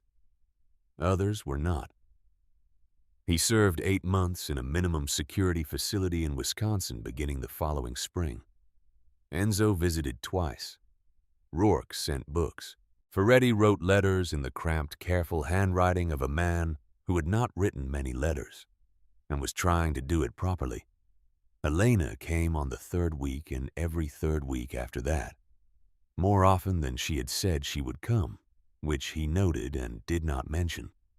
She brought art history texts and exhibition catalogs and once a slim volume on the restoration of Flemish panel paintings that had no possible other recipient. She brought news of the proceedings in the careful, factual way of someone who understood that he needed to know and did not need to be protected from knowing. She brought herself, which was the thing that mattered, and the thing neither of them had developed quite the right language for yet. They sat across a table in the visiting room and talked with the specific quality of people who have been through something together that most people have not been through, and are now finding out what they are in the absence of emergency. They argued about books, about the pace of the federal proceedings, once memorably about whether the restoration of a damaged thing ever fully returned it to its original state, or whether the repair itself became part of what the thing was. An argument that was superficially about a 15th century altarpiece Elena was writing about, and was not at any level only about that. The repair changes it, Damien said. Obviously, Elena said. But changed is not the same as lesser. He looked at her across the visiting room table. No, he said. It is not.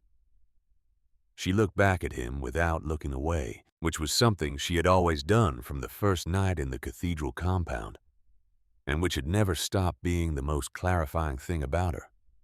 The looking without flinching, not because she did not see clearly, but because she did. He was released on a Wednesday in January. Cold and overcast, the road outside the facility gray and wet with old snow pushed to its margins. Enzo was waiting with a car that was neither expensive nor particularly comfortable, which was exactly right. They drove for an hour, mostly in silence, the Wisconsin highway flattening toward the Illinois border. The landscape winter spare and honest. Organization, Damien said eventually. Dissolved, Enzo said. The remaining senior members have been in private business for 6 months. Clean licensed. Ferretti opened a restaurant in Oak Park. It is actually very good. He sent a reservation under your name for next week. Damien looked at the road. Aldrich, he said. Sentenced in October. 15 years minimum security. He asked through counsel, Enzo said carefully, whether you would accept correspondence. The question sat in the car for a moment. I do not know, Damien said. That is the honest answer. Yes, Enzo said. I thought so. They crossed into Illinois and Chicago's skyline appeared ahead in the pale winter light. A city he used to believe he understood from the inside and would now move through differently. Smaller and more ordinary, and in many ways better for it. Where are we going? Damien said. Enzo said, where do you want to go? Wicker Park, Damien said. Elena's apartment was 2 blocks from the university, small and genuinely inhabited in the way that spaces become when someone is actually living, rather than occupying them. Books everywhere. Restoration tools on the kitchen table more often than not. The smell of coffee and linseed oil and the pleasant, specific disorder of a life being lived at full capacity. She had cleared the storage room in the fall and put a bed in it without making any announcement about why. He moved in January and understood without either of them saying it what the arrangement was, and what it was becoming and what it would take to find out what it actually was. In the ordinary light of ordinary days, he was not, for the first time in his adult life, in charge of anything. He slept through his first 3 nights without waking. When Elena asked over coffee on the 4th morning how he had slept, he was quiet for a moment before answering. Well, he said. She nodded as if this was expected and returned to her notes. He enrolled in a continuing education course at the university. Business law 3 evenings a week. He sat in the back row and took notes in the careful handwriting of someone relearning the uses of patience. The professor was 29 years old and occasionally looked at him with the expression of a person trying to place a face. Damien did not assist with this.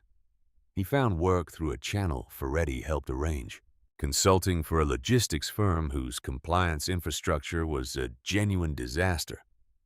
A company that needed someone who understood from a very complete perspective every way a supply chain could go wrong. The work was not glamorous. It paid a salary. He came home in the evenings to a small apartment where the smell was familiar, and the person at the table was familiar. And neither of these things had been true of any space he had occupied in the previous 2 decades. There were nights when the weight of what he had been and what he had done found him in the dark. They were not infrequent, and they were not brief. He did not pretend to Elena that they were not happening, and she did not pretend that they required resolution. Some things they had both accepted were not resolvable. They were only navigable. The difference was significant. In March, he went with her to the Federal Victim Services Center, where Vale's task force was coordinating restitution for the survivors identified in the Meridian Archive. The center was in a nondescript building on the northwest side. Elena was there in a professional capacity working with the case's victim advocates, offering research support and documentation assistance. She had not asked him to come. He came because he wanted to be there, which was the only reason that would have been acceptable to either of them. He sat in a plastic chair in a waiting room while Elena met with the advocates, and he thought about 41 names and the ones that had not been documented, and what the archive represented in its most human terms. He thought about Nathan driving that process from the inside of a warehouse ledger, with his meticulous handwriting and dying for it. He thought about the specific impossibility of that being made right, and the specific necessity of trying anyway. They walked him back to her car in the cold March afternoon with the city moving around them. And Elena took his hand on the sidewalk without commentary, and he held it, and they walked. "Thesis," he said. "Submitted last week," she said. "Defense is in April. How is it?" "It is the best work I have done," she said without false modesty. "It took me longer than it should have, because I am a different person than the one who started it." The argument shifted. The central question changed. What was the original question? Whether restoration returns a damaged work to its authentic state. And now, she was quiet for a moment, walking her hand in his, the March wind in her face. Whether the experience of damage becomes part of authenticity, she said. Whether something that has been broken and repaired is less itself or more. Damien walked beside her. He thought about a room with a locked door and a French paperback with a broken spine. He thought about a cabin by a lake and a zip tie and an agreement honored in the dark before dawn. He thought about a visiting room table and art history texts and a woman who had shown up every third week for 8 months because she had decided to and had not made an announcement about why. He thought about a girl in the snow outside a New York subway station who had stayed because she could not make herself leave, pressing a scarf against a stranger's side and saying, "Please stay alive," while sirens came closer in the dark. He thought about the kind of accounting that takes years to understand fully. The debts that run in unexpected directions. The costs that announce themselves late. The things that are not repaid because they cannot be, and are not forgiven because forgiveness is not quite the right word, and are simply carried integrated into the shape of what you are now. "More itself," he said. Elena glanced at him sideways. "The answer to your question," he said. "More itself."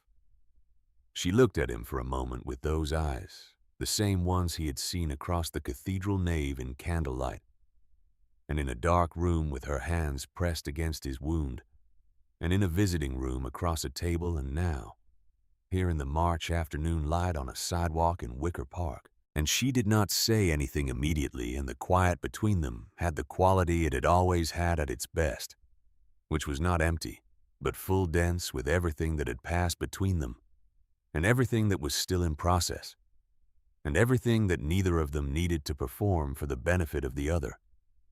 "That is an argument," she said finally. "I know," he said. "Make the counter-argument. At the defense. You are coming," she said. "Yes," he said. "I am." The city moved around them. A bus passed. A child on the opposite sidewalk was being pulled by a large dog, with no interest in walking slowly. 2 men outside a coffee shop were having an argument about something neither of them was paying full attention to. The sky was the particular gray of a Chicago March, which was not the gray of defeat, but the gray of a city that has been through winter and knows spring as a fact, rather than a hope. Damien Caruso walked beside Elena Voss through the ordinary afternoon of a city that did not know his name anymore, which was exactly as he wanted it, and held her hand, which was where it had been since the sidewalk, and where it was going to stay, and said nothing further. because everything that needed saying had been said, and what remained was the living of it, which was a different thing entirely, and which was, for the first time in a very long time, enough.